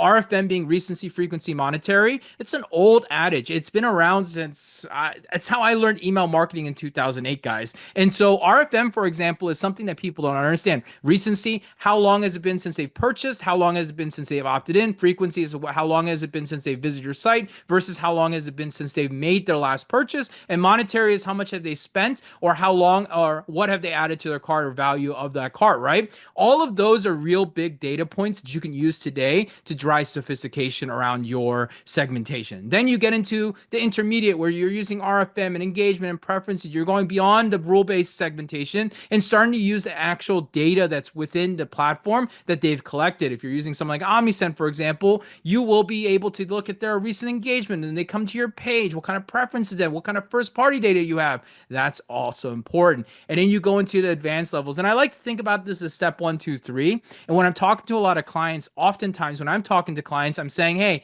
let's start and walk, run, and sprint, right? We can't go from walking to sprinting. Oftentimes, most people are even below the basic side of sophistication of segmentation. So let's get you understanding how to kind of engage and layer those into your business. And this is how we start optimizing, how we create personalization, how we create better outputs for people. So those examples may look like this. Current segmentation is primarily based on purchase history with limited engagement criteria. I see that quite often. That's not a shocker. There's a no product interest segmentation despite clear category preferences in the purchase data. All your products, all your brands, all your clients often have simple, different product categories. If you can categorize them to certain ones and be able to identify them to client, hey, Mr. Klein, you've got pants, shoes, and shirts on your site, and you've got hundreds of SKUs on them, but these are the 3 categories. I categorize those on those different segments to show you that this is where your dollars are being spent. In fact, one thing I'm seeing really clearly is that you're selling mostly shirts in your business. Pants and shoes are pretty low. A, should we go clearance those? Or B, do we want to put more emphasis on it? It's a really simple way to go show them that you really dove into your data, and segmentation is obviously a pool. And it also will show them that you're understanding the knowledge behind what segmentation really does for the business ultimately. And last but not least is missing opportunity by segment, right? Energy versus hydration versus focus is an example of a purchase motivation. Why are people clicking? You've already collected first party data, for example. You've already been able to see what kind of tools, not tools, but what kind of products that they're adding to their product, or what kind of products that they've added to cart or did abandon, or even their purchases that they have. And each one of those may have a different reason. Energy, hydration, focus is an example, for example, that you might see within a spectrum of segmentation. So that's really, really important when it comes down to it. So let's jump into an effective framework audit. And Chase is going to close this thing down here as we're wrapping it up. But Chase, want to tell them what the most important things when you're thinking about this framework is? Yeah, for sure. So we're in the final stretch, guys. We went through tons of stuff. Now this end is like, how do you wrap it with a bow? How do you make it, look professional? How do you actually get it to land well? So a couple of things that we found over the last, I don't know, 9 years, however long it's been, is starting with the win. So, don't just bash people out the gates. No one wants to be told right away that they suck, right? Everyone wants to, it's the whole thing, like compliment, then give it to them straight, and then kind of end and let them down easy. The same type of thing is applicable here as well. So start with what's working well, right? Give them a little bit of kudos, put them in the right mindset and make them kind of smile, and then kind of hit them with some of the opportunity. And the right clients, when you share the opportunities respectfully, they're going to be appreciative because at the end of the day, they want to make more money, they want to have a better business, and this is kind of the whole goal of this. And then with that too, like I mentioned when I first started back in 2016, everything was like on a Google document, Word document, whatever. There was just a lot of text. So helping visualize the data is super, super important. And it also shows that you are kind of design oriented, design minded. So getting some kind of designer from your team and taking some of the findings and taking those metrics and turning them into really compelling, clear visuals really will help clients understand the value that you bring just by skimming and kind of scanning the presentation. And with that, like I would have some kind of PDF, some kind of Google Slides type deck that you have versus a Google document like I used to use. And then benchmark comparison. So again, leveraging the real data from other merchants in your field, as mentioned before, is super important. Oftentimes, a lot of people ask, like, well, where do you find the data? Think about your clients too. They're often so busy doing a million and one things. They're not specifically looking at what's my benchmark for this specific email. Where you, as the email marketer, you as the email agency, you as the freelancer, this is your job. You are all in on email. You're all in on retention and SMS. You go find that data and point out really clearly and really easily where they're kind of falling short and what things you would do to get them up to, at bare minimum, kind of the industry average. And then with that, help them understand the priority, right? You're going to probably report on a million and one different things. What are the top 3, 5, or maybe even 7 things in which you'd start? And that way they can understand that you not only understand their account, but you have a tangible plan. A lot of times, what we understood and kind of figured out was we had all of the insights, we had all the knowledge, we had all the things in place, back in 2016, but we just did a really poor job at like explaining to the clients, like, this is where I would start, and making things look really pretty and button up. And that's really kind of what we focused on over the years. That's helped us, land clients pretty easily. And then on the next one, so again, a little bit more on the structured side. So what I would do is kind of structure it this way. It's having on the first page, kind of an executive summary. What are you going to be covering? What's the overview? Kind of like the table of contents, but a little bit more compelling and stronger. And then current performance versus benchmarks, as talked about, the top opportunities by revenue impact. So again, if people are missing something like the welcome series for non-buyers, the abandoned checkouts, any kind of cross sells and upsells, those are great opportunities. Or if people are just not sending enough campaigns or ignoring certain key segments, that's a huge opportunity to drive a lot of revenue. So if you're an agency charging $2,000 a month, $5,000 a month, $10,000 a month, but you can come to a client and pretty easily make that back and then some very quickly, like you're going to pay for yourself, right? So your whole goal is, how do I drive the most impact in the least amount of time to be able to deliver results that my client wants? That's huge. And then again, the roadmap with a timeline. So breaking out, pretty clearly, I would start with these flows, in week 1. I would start with these campaigns in week 2. I'm going to start building out segments in week 1 and week 2 for the campaigns and the automations in week 1 and week 2. So just having that built out is super important. And then some kind of ballpark of results. Again, you never know for sure. You can't say we're going to go from 10K a month to 20K a month in 7 days. Like, be realistic and also give a range and let the client know, like, hey, I don't know for sure. Based off other clients that we worked with in the past, this is what we've seen. And don't hold me to this. It's going to be plus or minus within this range. And just have an open and honest conversation about it. And then With that's that, it. yeah, that's it. We hope that you enjoyed this presentation. As you kind of have noticed with Nick, also in the early parts, we are available on X and LinkedIn. Those are the 2 places. Well, Chase has found a lot more places, Instagram, Threads, and other places too. But this is how you find us. This is how you email us. This is how you get a hold of us. We talk about retention, copywriting, deliverability, AI. We talk a little bit about everything on the market, and we're quite active in the market. So if you've never followed us or listened to us us and shared with us, please join us. And if you are already a follower, great. Thank you for continuing to follow us. But with that, thank you very much, Val, for bringing us on here. We're excited. We hope that we helped understand an effective framework for your agency. Oh, fantastic, guys. Thank you so much. Like, it was so jam-packed with information. And just to answer everyone in the chat, you will get a recording of this. You'll get the slides. And Chase, when you said that Word document, it literally flashed before my eyes because I've done that as well. Like, I know what you're talking about. And I think it's very relatable to so many people here. Awesome. Well, thank you again for having us. Absolutely. Okay, so I'm aware of the time, but we still have one voucher to go. So we'll see how well you were listening to Chase and Jimmy. So get ready to type your answers.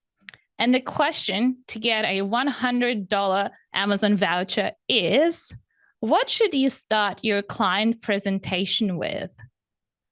What should you start your client presentation with?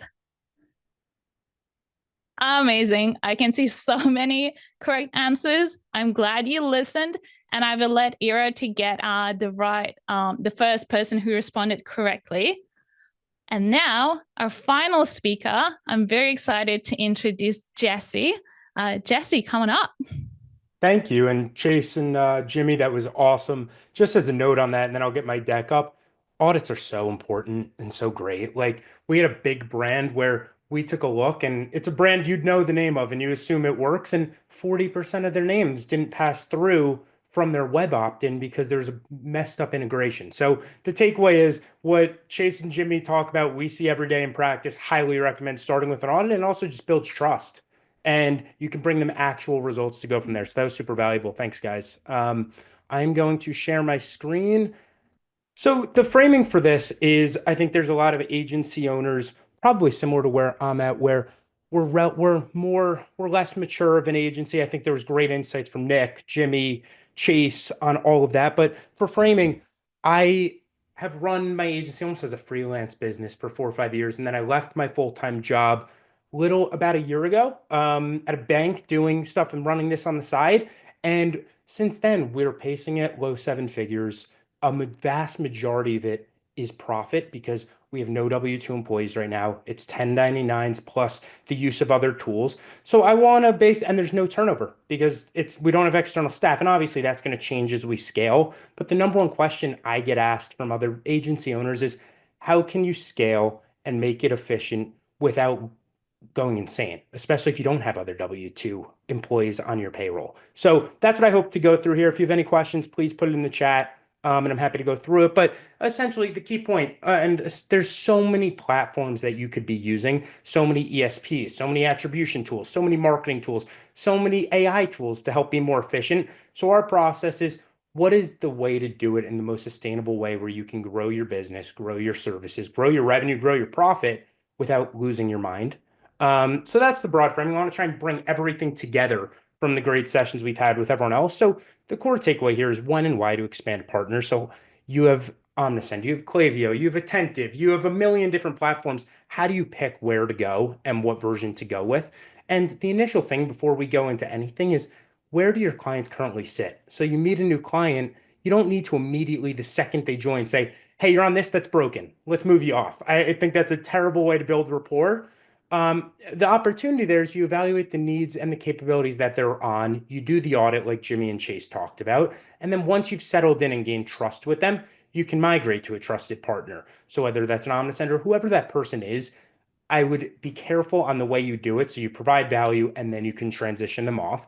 And different sizes have different solutions. So our number one recommendation is have a short list of preferred ESPs for different size businesses. The e-com business with $1 million in revenue probably should be using a different platform as a $100 million SaaS company, and should be different from $1 billion a year e-com business. So the takeaway is, I don't think you should be juggling 30 different ESPs. It's going to break. It's going to be confusing. You want to have relationships, but find places where you can assign to different levels of clients and make sure they integrate well. Like, we run into the issue all the time where we'll see a client's thing, do an audit, and say, hey, that big integration you have here on reviews just isn't flowing into the email platform you use. So you can run the things against each other, but it's not flowing together. So make sure they run smoothly. And then the only other thing is more ESPs do not always equal more business. I think it's the number one misconception is if I join 30 partnership programs, I'm going to do 30 times as much revenue this year.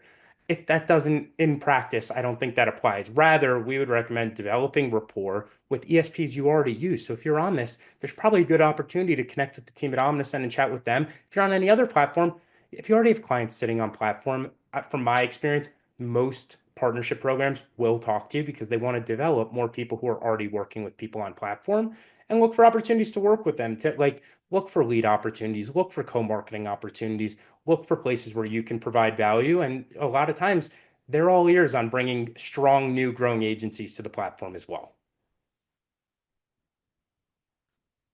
So now the next question is, all right, great. I understand that I want to grow. I want to pick a new partner. I might want to pick a different one for different segments, but how do I pick? So who are the right people to join?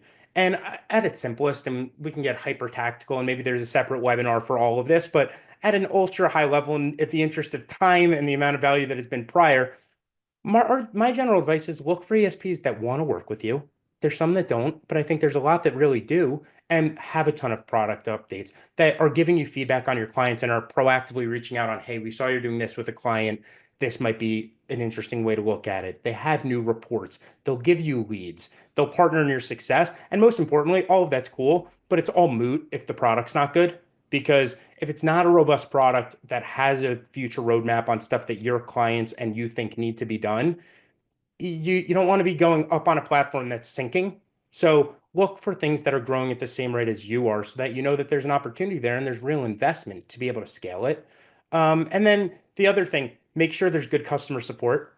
Like I think a lot of platforms have very similar tech stacks, but not all of them have equivalent customer service. And yes, I definitely mean on Black Friday, Cyber Monday, when something doesn't work, we had this on a client this year where we sent something and I had a question on what's going on here. Within 30 seconds on Black Friday, we're getting an answer and the problem's getting resolved. So I look for who are the people that you're working with and how do they work? And then all of the other stuff is very important on top of that, but that's a benchmark that we operate off of. So avoiding chaos, how do you do it? What are the systems and processes to actually keep it moving? I broke it down into 3 simple things, and we'll spend a little bit of time on each. But especially if you do not have W-2 employees who are full-time under you and you need to grow scalably, repeatably, not lose your mind, not open one client thing at 8 a.m. and then at 4 p.m. be like, oh my God, I never completed the thing at 8 a.m. this morning because you had no idea. And especially when you're onboarding vendors. So we have 10 great part-time people that we staff out projects to on different stuff, but they need to get tracked and they need to get led. So how do we do that? Number one, on a tool stack, pick one tool. I stick to like one thing per topic. So pick a great project management tool. Use Slack or a great communication tool. Have an Asana dash. Pick a good task manager. And at the end, I'll share where you can get all of this. I have a little onboarding guide on all the things we use and our stack that we can send across if that's helpful. But have your dashboards and all of your key KPIs that no matter what client you're on, you onboard them the same way. So you know that if you're looking at your Monday.com task manager, it has all of your clients and all the corresponding vendors for that account are on there. Number 2, on team structures, make sure you have roles so that platforms have different owners and have an onboarding process and have check-ins. My classic meltdown that I've seen happen a bunch of times is you onboard, but you don't have a process. There's no understanding on who owns what. The client thinks you own design, you think they own design, or they're handling analytics, or they set up a meeting with Omnisend to do your quarterly business review when you did. So make sure that, again, it's a task manager and that you have benchmarks on who owns what, when it's owned, and a real process. And that goes into the final thing of, for each platform, make sure you have SOPs. I think it's the number one thing that's helpful, especially when we're hiring vendors, is if I want to onboard somebody quickly, either a new client or a new vendor or a new teammate, what's the process? Like, if you do it yourself every time, it's going to be a very long process, a very inefficient process, and it's not scalable. What's worked for us is there's a Loom video that outlines the entire process. With AI now, that Loom video turned into a 30-page guide on what happens at the top. And it was just me talking for an hour and a half at AI on here's what to do. And it's very doable. And again, I can share any of the prompts we use, how we set up the guides, what that entire process looks like. But you have it so a new client comes on, you know they've flown to this Slack, and then their work board goes to here, and then you do a weekly check-in here. And I'll talk about that a bit later on. But documentation and SOPs, it's never been easier to do it properly with how technology is because you don't need to do it handwritten. You can do one good Loom recording or two good Loom recordings, throw it into ChatGPT and get an unbelievable outline that you can edit off of. So this is the biggest one that I think we see a lot, that people are biting off more than they can chew. So they want to grow their business. They're so excited to grow their business. They're getting great leads, but they're like, do I grow now? Should I not grow now? It's something we dealt with on, I said, hey, we're growing. And do I have the infrastructure available to support the growth and the partnerships to do it? Because if not, I can add 50 clients tomorrow, but is there the infrastructure to add? And initially the answer was no, because I would have done that and my business would be over because there would be no check-ins, no tasks, no frameworks, no processes. And now, thankfully, that's not the case because we've put in these systems. So there's an established process where onboarding and an audit isn't as stressful because there's a process. And eventually they can get offboarded to vendors or members of your team where there's a tried and tested process on here's how we do our audits. Here's exactly what we're checking for. Here's the things to look out for. Very similar to what Jimmy and Chase said, like having a core thing that you base off of, I think is very important. And then saying yes to good clients. I think the rule of thumb probably stands here too, that the 80-20 rule on like your best clients are probably a smaller base. And there's a lot of clients that I think agency owners realize where it's the one who your cheapest client usually takes the longest to pay an invoice or has the most problems versus like the top clients you send and they pay within 5 minutes and ask relative questions. So good clients are great, but again, don't be afraid of growth. I think like, especially when they're coming from referral partners or you're getting good leads, you shouldn't be afraid of growth. We weren't, and it's worked out great on once the systems are set up, go and do it. And again, this ties to a lot of the frameworks that we can share on how to do it tactically and then scale sustainably. So what worked in Q1 or Q4 of last year might not work in Q1 because going from 0 to 100,000 is very different from 100,000 to 700,000 is very different from 700,000 to 7 million. So continue to update your SOPs, continue to work with your team and clients to make sure that you can try and consolidate everything in one core dashboard and center that you can bring all of your clients into. And number two, on the email thing on the left, find a good tool for your email management. I use Superhuman. There's a bunch of them, but getting as close to inbox zero has been so helpful from a side on ours because otherwise there's a million different emails going back and forth every day. So properly foldering on client accounts has been very helpful for us. So spoke about optimization and how that works. Here's the general advice on one case study, which we'll go into next on how we actually did it.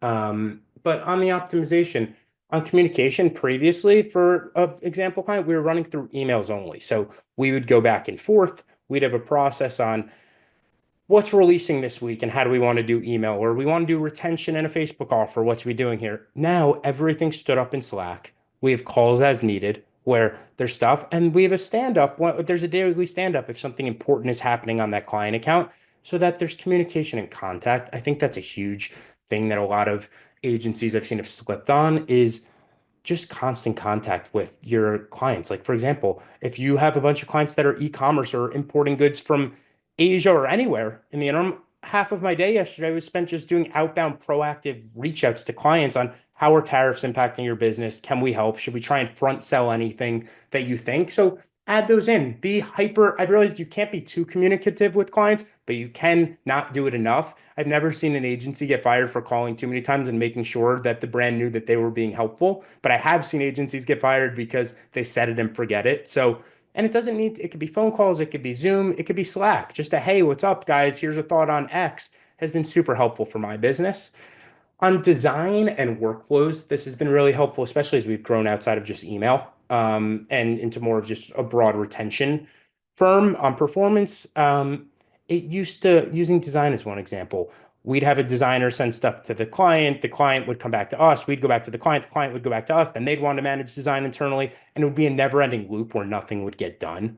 So we created a process, and this is another one I'm happy to share on what is our design and content calendar structure for all brands, where here's the guide, here's when we need approvals by, here's what we want your feedback on, and then we can batch and go. And obviously, there's always going to be stuff where urgent campaign comes up for today at 3 o'clock. Like we had one this morning for a couple brands, and that happens, and it's totally fine. But having some type of system and process where brands know how to approve, you have weekly check-ins with them to approve, and you know what they're looking for has been very helpful.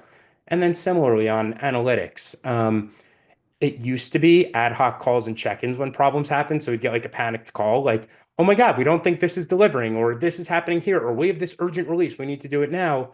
Or what does this report mean? Because I just pulled it and I don't understand. To now, we have a weekly check-in with all of our clients just to run through analytics. We have stuff on top of it, but we do like a KPI call once a week with every client. And then bi-monthly, for whatever ESP you sit on, but we're using Omnisend as the example here, obviously, I'll have a call bi-monthly with the CSM on whatever client account it is. And then if the client wants to join, they're more than welcome, or we'll handle it and send them a summary. But it just keeps a cadence moving, and you hear about new features because as you guys have probably seen from the blogs, Omnisend's releasing a lot of stuff. I'm very excited from seeing the partner dashboards, and I want to make sure that our clients are using it and aware of it. And then the final one is, if you're like me, you're probably working with other agencies, especially on bigger clients. So there's a vast majority of larger, let's call them 9 and 10 figure brands who have seven, like literally have 12 agencies doing different things.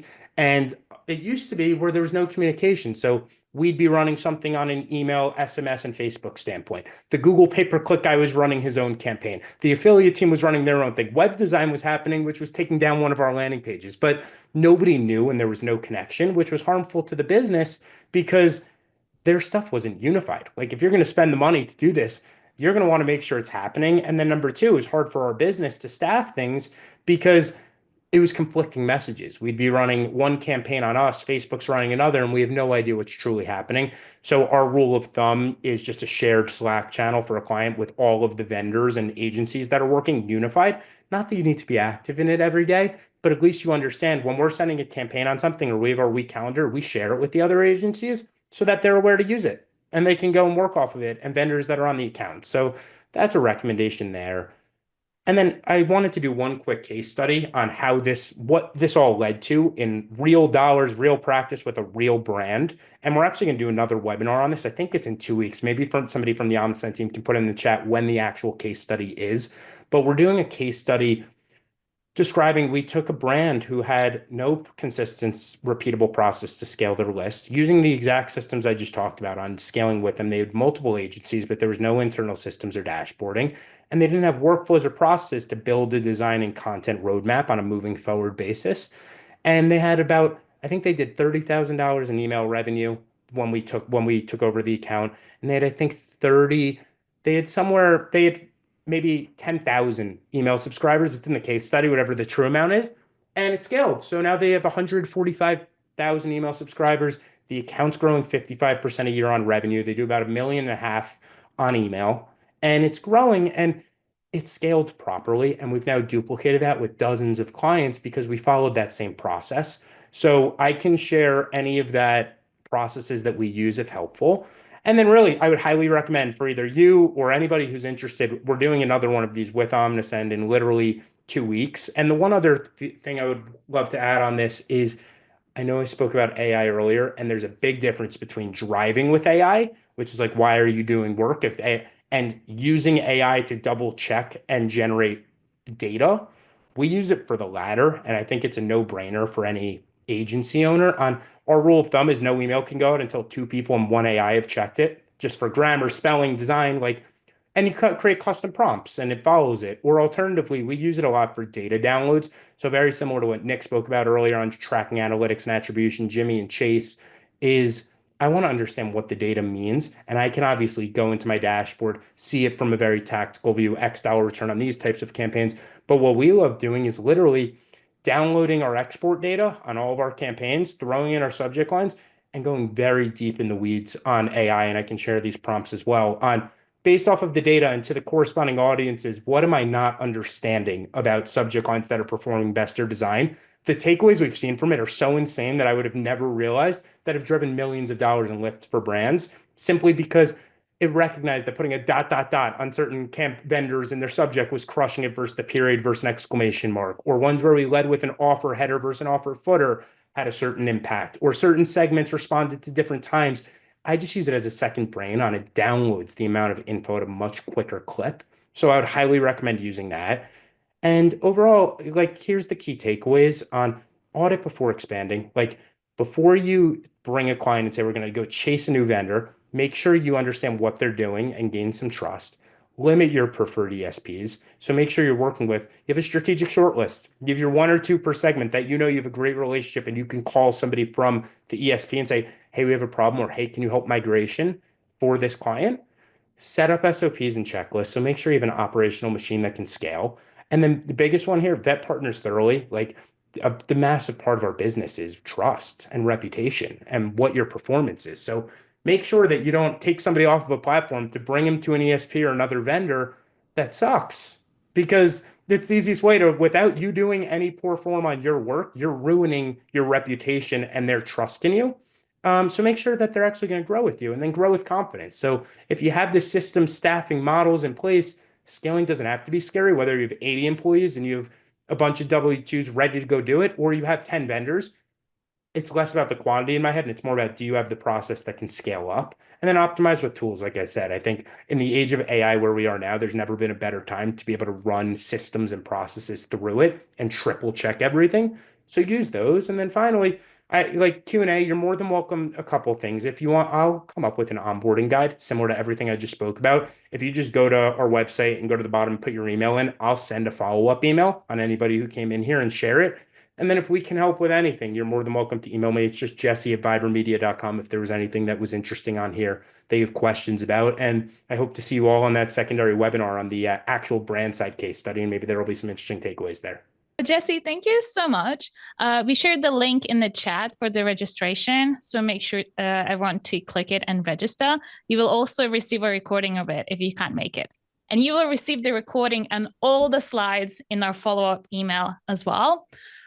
Jesse, what I loved is you kept emphasizing systems and processes, and I could not agree more. Like, keep it simple, nail it.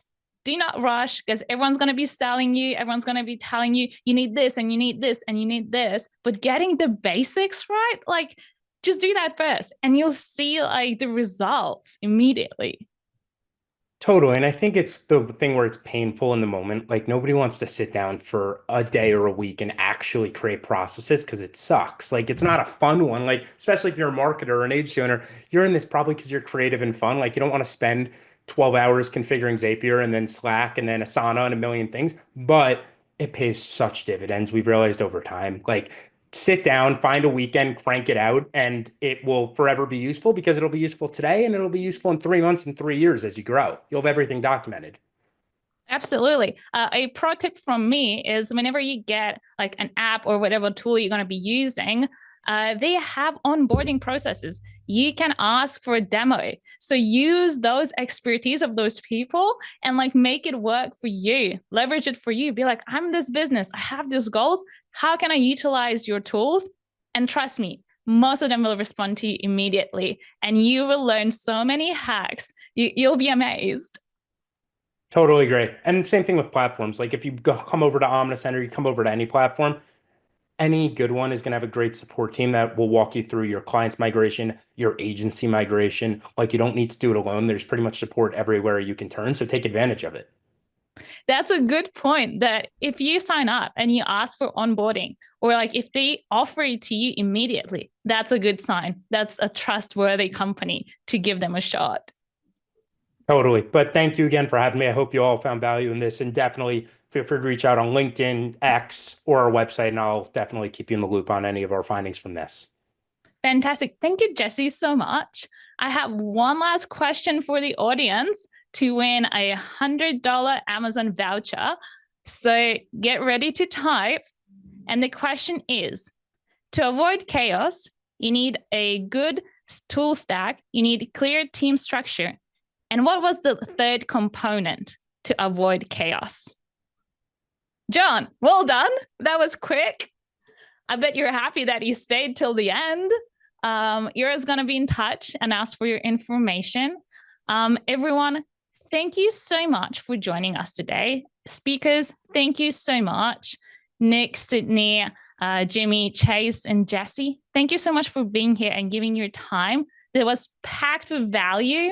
I really, really appreciate it. And everyone, thank you so much for joining, and we'll see you later. Thank you.